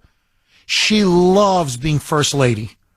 She loves the trips. She loves the chef. She loves the personal attention. People waiting on her hand and foot. Her giving speeches, her being important, her gallivanting around the world. Oh, she sold her soul to be where she is right now. And then you've got that degenerate son, Hunter. Need I say more? His old man is his gravy train. So I know Joe Biden has used him as the bagman, the middleman. But who else is going to give Hunter Biden hundreds, if not millions of dollars for his artwork? Unless his old man is president. So everybody has a self-interest in keeping this guy going. And my prediction, John, you can hold me to this. He's either going to have a nasty fall, where I mean he shatters bones, smashes his skull, or whatever, or he's just going to collapse on the stage. I mean, like complete, like face first, boom. Like, smash his jaw, smash his teeth, smash his nose, where it's something so bad and so humiliating that the country is going to say, no, I don't care. I don't care about the media. I don't care about the Democrats. I don't care about your cover-up. No, for the sake of national pride, for our national self-respect and honor, put this guy in a home. We're getting close. But no, the long answer to your question is, someone's got to ask the wife. And I just want to ask this. No, really, John, would you allow your father, for this to happen to your father, where he's at, social functions or whatever, and he's yelling, screaming, rambling, incoherent, stumbling, falling? Like, wouldn't you say, no, we got to take care of Dad? Like, come on, man, this is Dad. I'm not going to have people look at him like this. I remember my father when he was younger. Not like this. We're going to preserve and protect his dignity. John, wouldn't that be you? To me, that's the natural human response. This guy, they use him like a $10 streetwalker. And Jeff, I had to do that with my old man, but I believe Jill might use the power of the HIPAA law to keep those secrets to herself. But again, this is about national security and just the integrity of running a country. And again, like, who actually is running the country at this point? I mean, this guy is rusting from the inside out. His voice is terrible. It's like, it sounds like he's chewing broken glass. The guy is just, like I said, slowly, you could see the batteries are losing power. His movement, his mannerisms, his representation is really just, it's slow and incoherent, and it just, I mean, even just important people in his life, he can't even take the time to remember those names, because I think technically either he just doesn't care, or his wheels are just spinning too fast and he can't control it. Something's going on that just isn't of the norm. When you're representing yourself to everybody, every name, everything, even on a teleprompter should just be read correctly. And something just isn't clicking here, that the watch is basically slowly breaking. A really nice analogy. He's breaking right in front of our eyes. And if he was just some senator even, okay, like Dianne Feinstein, I mean, she's gone. I mean, she really is. It's sad. She ran into Kamala Harris. What was it? She took 3 months off. They put her in a wheelchair. They wheeled her in. And literally, she saw Kamala Harris, who presides over the Senate, and said, who are you? And they're like, that's Kamala Harris. What? So, I mean, but that's okay. I mean, look, we can survive a senile senator. It's not the end of the world. I've never seen this. President of the United States. And John, really, because you're very well read, you're a very smart guy. I'm not saying it to stroke your ego. You're really a very smart caller. Can you think of one country, any country in the world?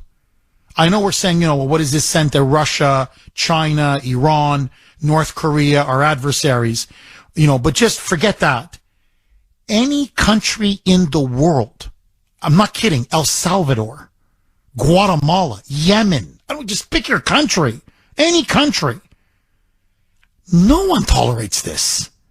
This is what I find amazing. Can somebody name me one president of any country or leader of any country that is this senile? The generals wouldn't accept it. The military wouldn't accept it. The media wouldn't accept it. I don't care how corrupt, how backward, how dictatorial. Someone would say, he's got to go. Like, I don't care. He's got to go. This wouldn't fly in the Middle East. It wouldn't fly in Japan. It wouldn't fly in South Korea. You think the Taliban would put up with this? I'm just saying. I mean, Afghanistan even. The sheik, he's not making sense. He's making us look stupid in front of everybody. Like, pick your country. The French, the Germans, the Dutch, the Poles, the whatever. Take any country. They'd say, no, he's got to go. Why are we the only country that's putting up with this? John, am I wrong? Well, the only person if you were asking anybody at all, I thought Castro was starting to lose his marbles a little bit. But like it says, his decline basically, it's set the pace for him. But it's this guy here, like it says, you're gonna rummage through another 18 months of this incoherency, and who basically is now the speaker for us. I mean, who's gonna push him off the podium and say, I'll take this. It's like, and I called this when we first came, when he was running his campaign. I says, you're going to prepare yourself for the worst years of your life with this guy. I says, because he's not going to talk to third world nations rationally, especially saying things about Putin and everything else. You can tell right there. It's just the guy is just grumpy, and just not speaking of a sound mind. He's just, I think he's done. He's shot. No, you're dead on. John, you are dead on. And you called it. You absolutely called it. John, thank you very much for that call. No, look, even Castro at the end, what happened? I mean, I don't want to, get lost in the weeds here, but he had to share power with his brother, Raul. Like, even then, when he began to lose, I'm just saying, here's a communist hellhole, Cuba. And when Fidel began to fade, it was obvious he was starting to fade. Well, he brought his brother in, or the Communist Party said, bring the brother in, transfer the military to under Raul Castro's control. He began to take over more and more of the government, if you remember. So even then, they kind of like pushed Fidel out. Basically he became ceremonial. Like, that's all it was. He wasn't really running the country by the end. So what I'm saying is, who puts up with this?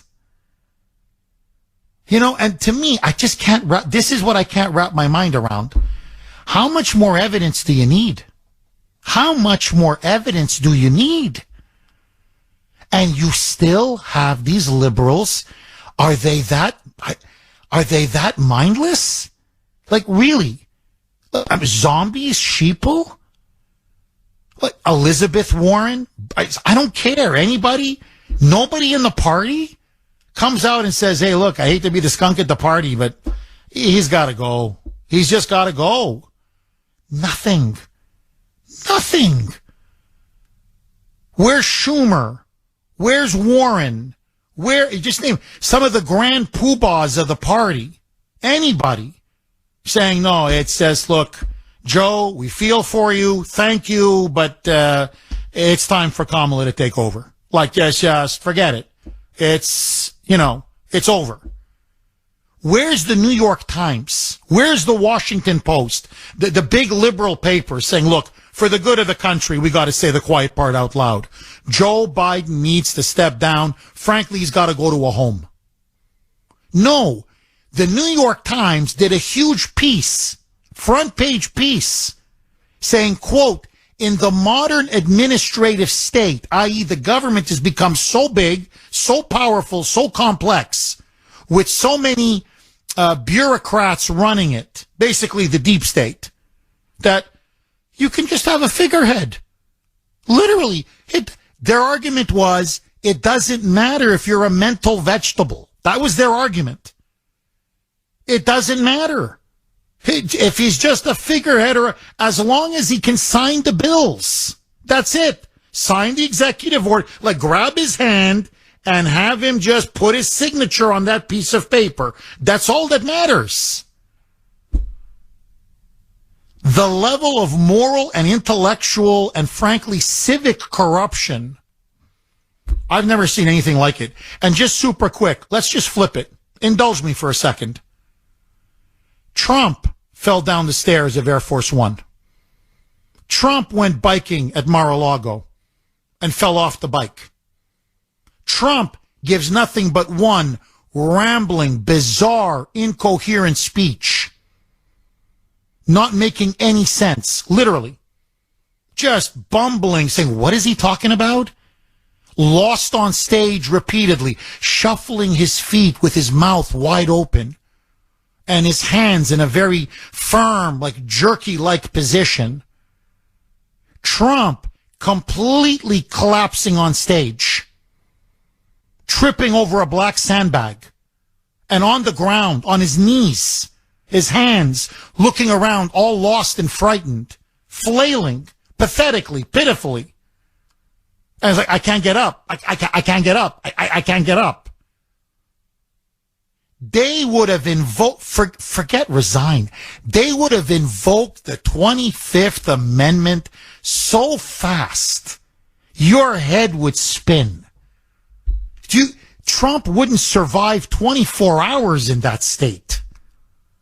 They've kept this guy going for nearly 3 years. 617-266-6868.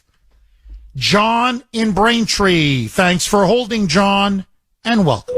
How are you doing this morning, Jeff? Good. Well, a hell of a lot better than Joe Biden.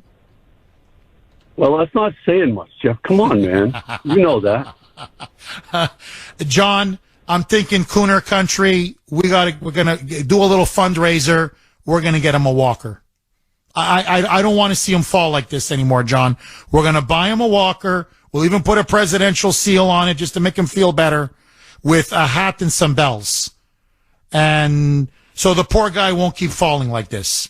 I'm thinking we should do a fundraiser, John. One more funny thing before I probably get on your wrong side, but getting him a walker is kind of mean. Don't you think he's ready for an electric wheelchair? All right, jokes are over. All right, here we go. Listen, how could you be, and, you know, I know you're a tough guy, so you can take a shot here and there, but, yeah, how could you possibly be so blind, and some of your callers be so blind to not understand how Trump makes it super easy to vote for Biden? Can you imagine how bad somebody must be to make it super easy to vote for Biden? Are you serious? You really don't see that? Tell me what it is. I'm asking you a question now. What is it that you don't see that the majority of people who do, what is it that you don't see that's a simple decision for the majority of the people in the country? Well, I'll tell you what. Where are you Open my eyes. No, hold on, John. Okay, open my eyes. What was so bad about Trump that Biden is such a clear, better alternative? Go ahead. Let's go with the first thing that I was very upset at, okay? My dad served on Guadalcanal for the right for people to be in this country and live free and speak free. And this guy comes in and starts kissing Putin's butt, saying, this was early on, okay? Oh, I have no reason to disbelieve him? Are you serious, Jeff? This guy is a traitor. Please, come on, John, look. No, please. John, relax, take a pill. John, the Durham report showed conclusively there was no collusion between Trump and Putin. When Trump said, I didn't believe the deep state, that Russia interfered in the election and helped me elect me over Hillary Clinton, he was 1,000% correct. We know where that charge originated from. It came directly from the Hillary Clinton campaign. Now, as for him being Putin's butt licker, I've destroyed that argument 1,000 times. Who armed Ukraine to the teeth? Trump.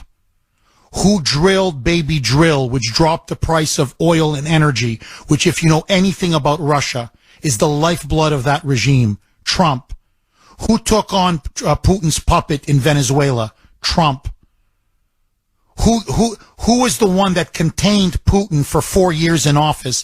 Putin did not touch an inch of Ukrainian soil while Trump was in office. Trump. So this idea that he's a Putin butt licker, are you serious? No, I want to flip it on you. Who's the one that sold out Afghanistan? Who's the one that stood there and gave Putin the green light to invade Ukraine? Who is the moron that in November of 2021 went to Ukraine and told them, and everybody warned him, if you push for Ukraine to enter NATO, it is crossing Russia's red line and you will launch a war. It was Joe Biden. So now I could go on. What was the price of gas under Trump? $2 a gallon. What's it now under Biden? What was inflation under Trump? What is it now under Biden? What was the border under Trump? What is it now under Biden? What was the crime rate under Trump? What is it now under Biden? I could go on and on and on and on. So what is it about? No, I want to ask you, what is better about Biden than Trump? Name me one thing that makes Biden better than Trump. Just one. He's not a crotch-grabbing, name-calling, dismissive, childish person. Two words. Even read. Tara Reid. 2 words. Tara Reid. 2 words. He took his fingers, and he rammed them right you know where. Okay? So don't lecture me about grabbing crotches. That's what Joe Biden did. Furthermore, according to his own daughter, in her diary, at 12 years of age, he took inappropriate showers with her. Okay? That's what she says. And that he destroyed her for that. That from that moment on, she got into drugs, booze. Her father, she says, molested her. So don't lecture me about crotch grabbing, especially from the party of Bill Clinton. So I'm just being honest with you. So, again, where is Biden better than Trump? Where? Name me one. Did you hang up on me? No, I'm asking you. Who's hanging up on you? Well, I wasn't through. You like to ramble. You don't like to give us a chance to talk. I gave you more than 3 minutes. I'm going to give you another minute. Go. Yeah, you better go back and listen to who talked the whole 3 minutes, Jeff. You're incredibly. No, you're being a child. Just name me one. Name me one thing that he's better at. One. He treats women 1,000 times better. He didn't rape. Look, Biden raped Tara Reid. Biden raped Tara Reid. And I'll tell you this. How about the insurrection? Tell me how. No. Hold on. We'll get to the insurrection in a second. No. Hold on. You just said that Biden treats women better than Trump. That's a lie. Now, I asked you, gas, was it cheaper under Trump or under Biden? Insane? Are you completely insane? People died during this insurrection, and everybody turns their heads. Now you're onto the insurrection. It depends on what news station you listen to. Are you insane? You need to get your brain checked, brother. Yeah, that's what I mean. It's all insults. Look, John, look at you. Oh, yeah. Yeah, you need to get your brain checked. Here, I asked you. Look, John, relax. So, you have a rapist, you have a traitor, you have a crook, you have a criminal, and you have a demented, senile fool in the White House. And you're telling me with a straight face that this guy is better than Trump? Buddy, you're the one with the mental problem. So, think it over, get over your Trump derangement syndrome, and when you get semi-sane, give me a call back. 920 on the great WRKO. Jeff Kuhner, Boston's Bulldozer. 617-266-6868 is the number. Okay, a lot of reaction to my, I guess, mini debate with John, the Moonbat caller. This is from 917. Jeff, you cannot dislodge with facts a belief formed by emotion and hate. Who drained the strategic reserve? Who put 800,000 illegal aliens in Massachusetts and growing? And you wonder why rent is so high and the elderly can't get public housing. The list is forever long. We need an emotional Pearl Harbor to wake these moonbats up. I agree. I mean, to me, what is really sad is they can see the entire Biden presidency imploding, the disaster on every front, and look at them. They're trying to justify the unjustifiable, defend the indefensible. But Trump was worse. And then when you counter them with actual facts, they don't know what to say or do. And that's the problem. When you have hate and emotion and irrationality that drives your worldview. And as you heard from John, raving, screaming, yelling lunatic, filled with hate against Trump. He's utterly, almost borderline incoherent, completely irrational. So Putin launches a war of aggression against Ukraine under Biden's watch after Biden both appeases by abandoning Afghanistan, which sent a signal to the entire world that the United States would not stand by its allies, one of the greatest geopolitical disasters in American history, and then provokes the Russian bear. Like, why do we have to have Ukraine in NATO? This was 2 years ago. Like, what was the rush, man? And it was so obvious. The reason why Biden was pushing Ukraine into NATO, knowing the massive risk that it entailed, in fact, most likely war, which is what we got, was because him and Hunter are up to their eyeballs in Ukrainian money. Going right back to Burisma. It's obvious. He who pays the fiddler calls the tune. So, they wanted a return on their investment. They bought Hunter. They bought Biden. They wanted now, you're going to stick us into NATO. And that led to a war with Russia. So I could go on and on. You ask him, well, what was inflation under Trump compared to today? No answer. The price of gas? No answer. The price of energy, your electric bill? No answer. The border? No answer. The economy? No answer. Energy independence? No answer. Crime? No answer. But he mistreated women. The guy raped Tara Reid, for God's sakes, and probably molested his own daughter. Who gets more sick than that? The insurrection! The insurrection! Compared to Antifa and Black Lives Matter? Are you kidding me? What insurrection? What? Not one of them was armed. Not one of them. And then the tape shows they were, the shaman was literally escorted into the Senate building. You've got guards inviting them in, high-fiving them, taking selfies with them. That's your freaking insurrection? After you clearly stole the 2020 election? No, now it's CYA. Now what you see from John and other liberals is, we blew it. We blew it. Joe Biden is the worst president in American history. In fact, Trump is completely right. Take the 5 worst presidents. Take your pick. I don't care who you think the 5 worst were. Combine them, and they haven't been able to do the damage that Biden has done in 2.5 years. They just signed a deal to add another $4 trillion to the debt, on top of the largest deficits in the history of the world, under 2.5 years under Biden. Like, are you serious?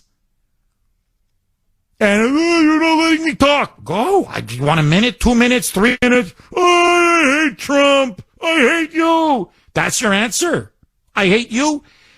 It reminds me, there was a guy called Gus. He used to work on the foreign desk. He was the night editor for the foreign section of the Washington Times. I kid you not. Literally, the man was a Maoist. You're saying, like, Jeff, no, really. I'm telling you, he wasn't just a Marxist. He defended and championed Mao. Mao. Okay, not just communist China. Mao's communist China. And one night he comes over and he's going on. I'd written a piece denouncing communist China, all their human rights abuses, etc. And he starts going on about how necessary it was to kill all these millions of people. And I just eviscerated him. And you know what his answer to me was? You're an you're a genital. That was his response. 9:33 on the great WRKO. Jeff Kuhner, Boston's bulldozer. Okay, we're going to continue to take your calls, but first, joining us now, as she always does at this time, the CEO, co-founder, president of Kelly Financial Services, and yes, that is her real name, Kelly. Kelly, how are you? Good morning, Jeff. I'm good. I'm excited to tell you that we've reached a milestone here at Kelly Financial. We have been serving clients in the greater Boston area for 20 years now. Yes. I want to thank our clients. Congratulations, Kelly. Thank you so much. I want to thank our clients, business partners, all of our supporters. I want to thank my dedicated, hardworking team, and thank you, Jeff, for your support, too. I know that you and Dr. Grace were with us during those difficult days following Bill's unexpected passing more than 5 years ago. I made the decision to carry on the mission that Bill and I envisioned, providing financial knowledge and advice infused with family values to those who are underserved in the retirement space. Kelly Financial has remained a constant in the lives of so many of our clients during a period of extraordinary change. We have adapted to all the change around us, and we have adopted the idea that change is constant. And while we have changed with the times, our values remain our bedrock. They have not changed. My message today is one of gratitude. And if you think we might be a good fit for your retirement plans, contact me. Thank you, Jeff, from the bottom of my heart. And thank you to all our friends at WRKO. You're the best. Kelly, God bless you. Congratulations. I know Bill is very, very proud. And please give my best to William Jr. and Mary Madeline. And we'll definitely see each other soon. Okay, Kelly? Sounds great. Take care. Take care. Again, if you want to, for a free planning, it costs you nothing. Give them a call. Believe me, you're going to like what you hear. Call 888-800-1881. Free complimentary planning financial consultation with Kelly Financial Services, or just go right on their website, kellyfinancial.org, kellyfinancial.org. And again, they sponsor our show, and we are very grateful to them. Okay, super. Just very quickly. So, I know how the left argues.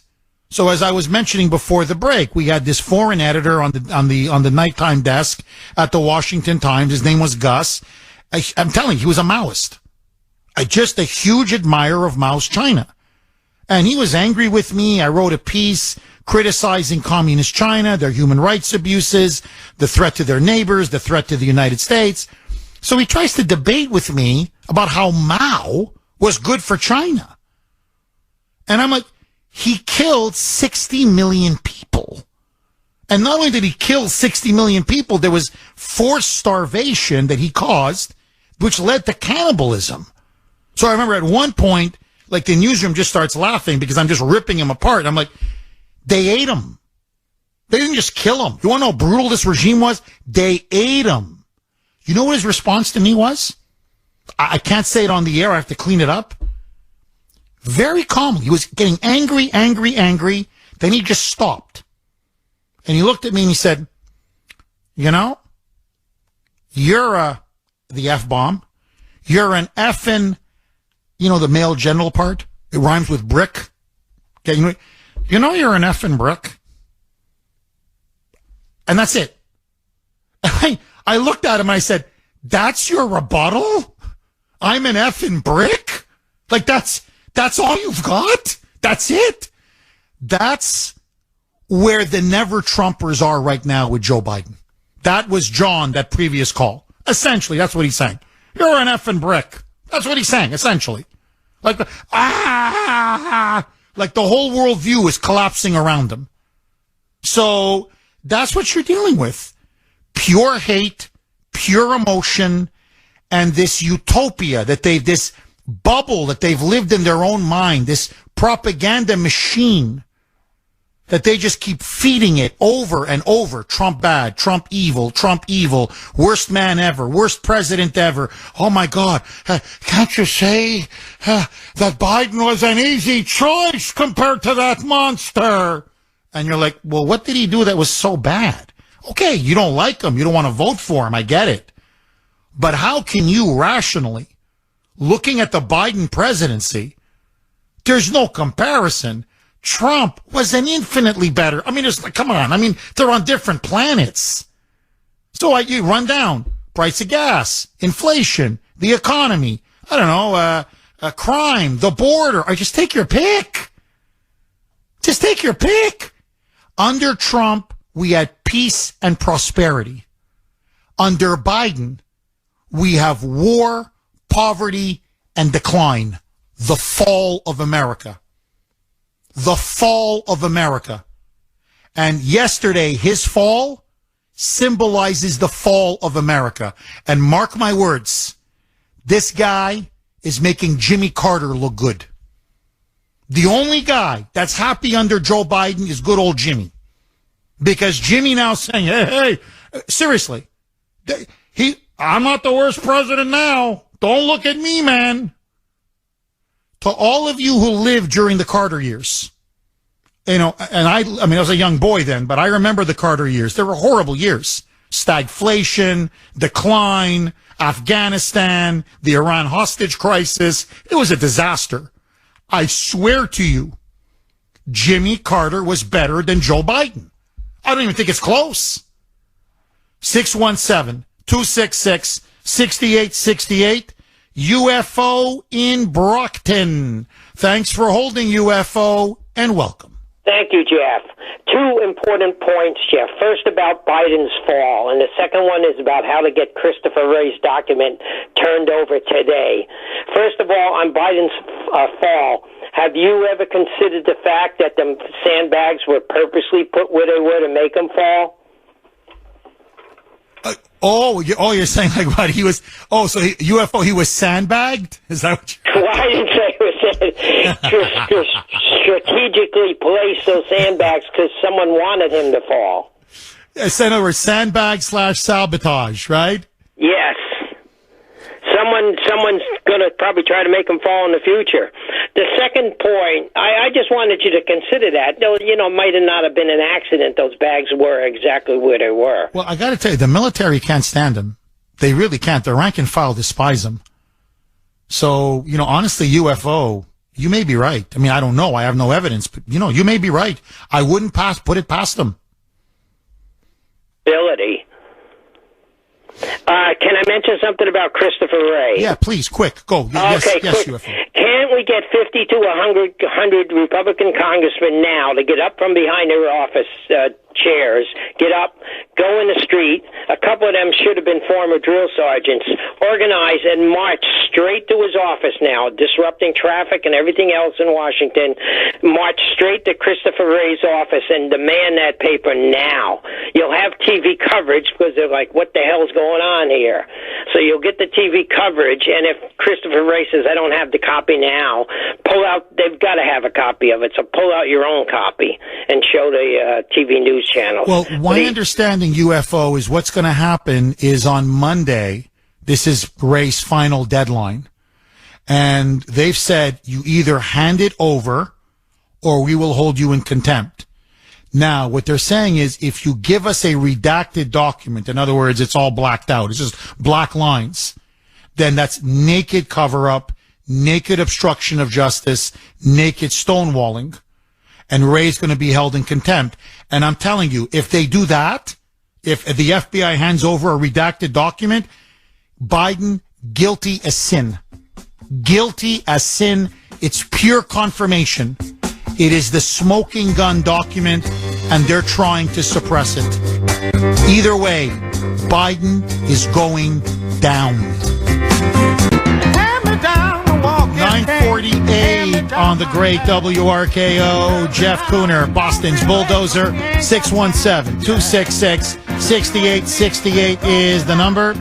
Dan in Dartmouth. Thanks for holding, Dan, and welcome. Hey, Jeff. Good afternoon. Good morning. How are you doing today? Good. How are you, Dan? I'm doing good. Hey, thanks so much. I just want to tell you I love you in a non-sexual way, man. Thank you, Dan. What's on your mind, my friend? I have points. Thanks so much. It's great to talk with you again. Hey, I just wanted to bring these points together in a way that I think connect. Number one, Joe Biden is the perfect guy to be the bag man for the entire country. And when you look at it, Obama knew everything that he did. And the things that he didn't do, he was maybe not that happy about as well. And Obama, I am sure once you start peeling back all these FBI documents, Obama is mentioned in these documents. So once you start getting access to one, it's going to start getting access to all kinds of information and how all the dots connect to the big man. And the big guy could be even Obama. Now, that's a speculation, and we all think it's Biden, but you never really know until you connect all the dots. Second thing is that he also, once you look at Obama as the puppet master, always wanted to take this country down a couple of notches. What better guy to put out there than Joe Biden as a living joke for the entire world? This is exactly what he wanted. He wanted Joe Biden to go down in a big way with the country because he never liked Joe Biden. And I just wanted to also mention that, as far as that 33% that always says Joe Biden is the guy that needs to stay in office and that he's the guy that we can trust and rely on, doing a great job. All of these people have some, number one, emotional issue. They're sensitive. They're useful tools or fools for the deep state and also the globalists, because this is all connected with the globalists in China as well, because Obama did that negotiation as well back in 2008, 2009. And I think at that point, Obama made some real deals with China that eventually you'll get the country. And lastly, all of these Democrats or liberals that are supporting this, they're all on the take, Jeff. They all have something from the government that they're waiting for a check to come in some form or fashion, whether it's a pension, they're part of unions, public unions. This is the 33% that's the hardcore because they depend on the government for that money flow. Oh, you're dead always on. Follow the money. Oh, Dan, you're dead on. Dead on. Really, bang, bang, bang. You're absolutely dead on. Dan, thank you very much for that call. Look, they're welfare deadbeats or you said public sector unions, or whatever it may be. In other words, they rely upon the government in some way, shape, or form. But I think there's also another chunk, you touched on it, they're emotionally unstable. And that's what you saw that guy, John, who called in. These are the TDS liberals, the Trump derangement syndrome liberals, who are just pathological in their hatred. And, they keep saying, don't you know how you sound when you defend Trump? I'm like, don't you know how you sound in the way you denounce him? You're foaming at the mouth. Like, listen to yourself. So I think there's a lot of mentally disturbed people, and they latch on to this hatred of Trump. They can't let it go. And they have to justify their existence by supporting Joe Biden. Now, just very quick. Look, this was well reported. Obama hated Biden. Even while he was vice president, he hated him. Michelle hated him. They couldn't stand him. I think you're right. He's the perfect fall guy. He implements Obama's third term to destroy the United States. That's essentially the goal. To bring us to our knees, to fall. The decline and fall of America. That's what we're watching. But Biden is the guy who gets pinned for it. So Biden gets destroyed. He goes down with the ship. Biden's reputation is now in tatters. Let's be honest. Look, anybody with half a brain, everybody's laughing at him now. So he's, and this is very important. What bothered Jill Biden, this has been widely reported, that Obama would hold cabinet meetings and he would ridicule Joe in front of everybody. It was almost like his anti-white, anti-colonial inferiority complex that Obama had. This hatred of Europeans, hatred of America, hatred of the West, hatred of whites in general. Well, he would take it out on Biden. Biden is the old white colonialist in his mind.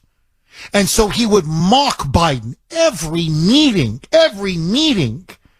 make fun of him, make jokes, tease him mercilessly, just embarrass him. It wasn't in good nature or good fun. So he couldn't stand Biden. That's why he never endorsed Biden. Well, he used Biden like the Democrats are using him. And now he's turning him into a national, international laughingstock. So he's killing two birds with one stone. Bring America down and finish off Joe Biden. Humiliate him in a way that he could never even humiliate him in private. And that fall yesterday on that stage symbolized it perfectly. Biden from this point forward is now a joke. Alex in Florida. Alex, I hate to do this to you. 1 full minute. It's all yours. Go. Hey, Jeff. Unfortunately, it's kind of sickening for you and me, and I'm not talking bad about you. We always think we're going to be able to stop what's going on. What happened to Hillary Clinton when she deleted 30,000 emails that were under subpoena of the federal court? What happened to the FBI, the CIA agents that just rigged the last election? Nothing is going to happen. Biden is serving his purpose. He's doing his job just like Trump did his job. Trump did a great job and showed us evils of the system. Biden's doing a great job being a great puppet. I just don't they will not allow the election to be legitimate this next time. They will steal it because we've never been able to stop them. Alex, up to now, you're right. Up to now, they're arrogant and they think they're invincible. You know what they say? Pride cometh before the fall. Fingers crossed. All right, everybody, have a great weekend. Bye-bye.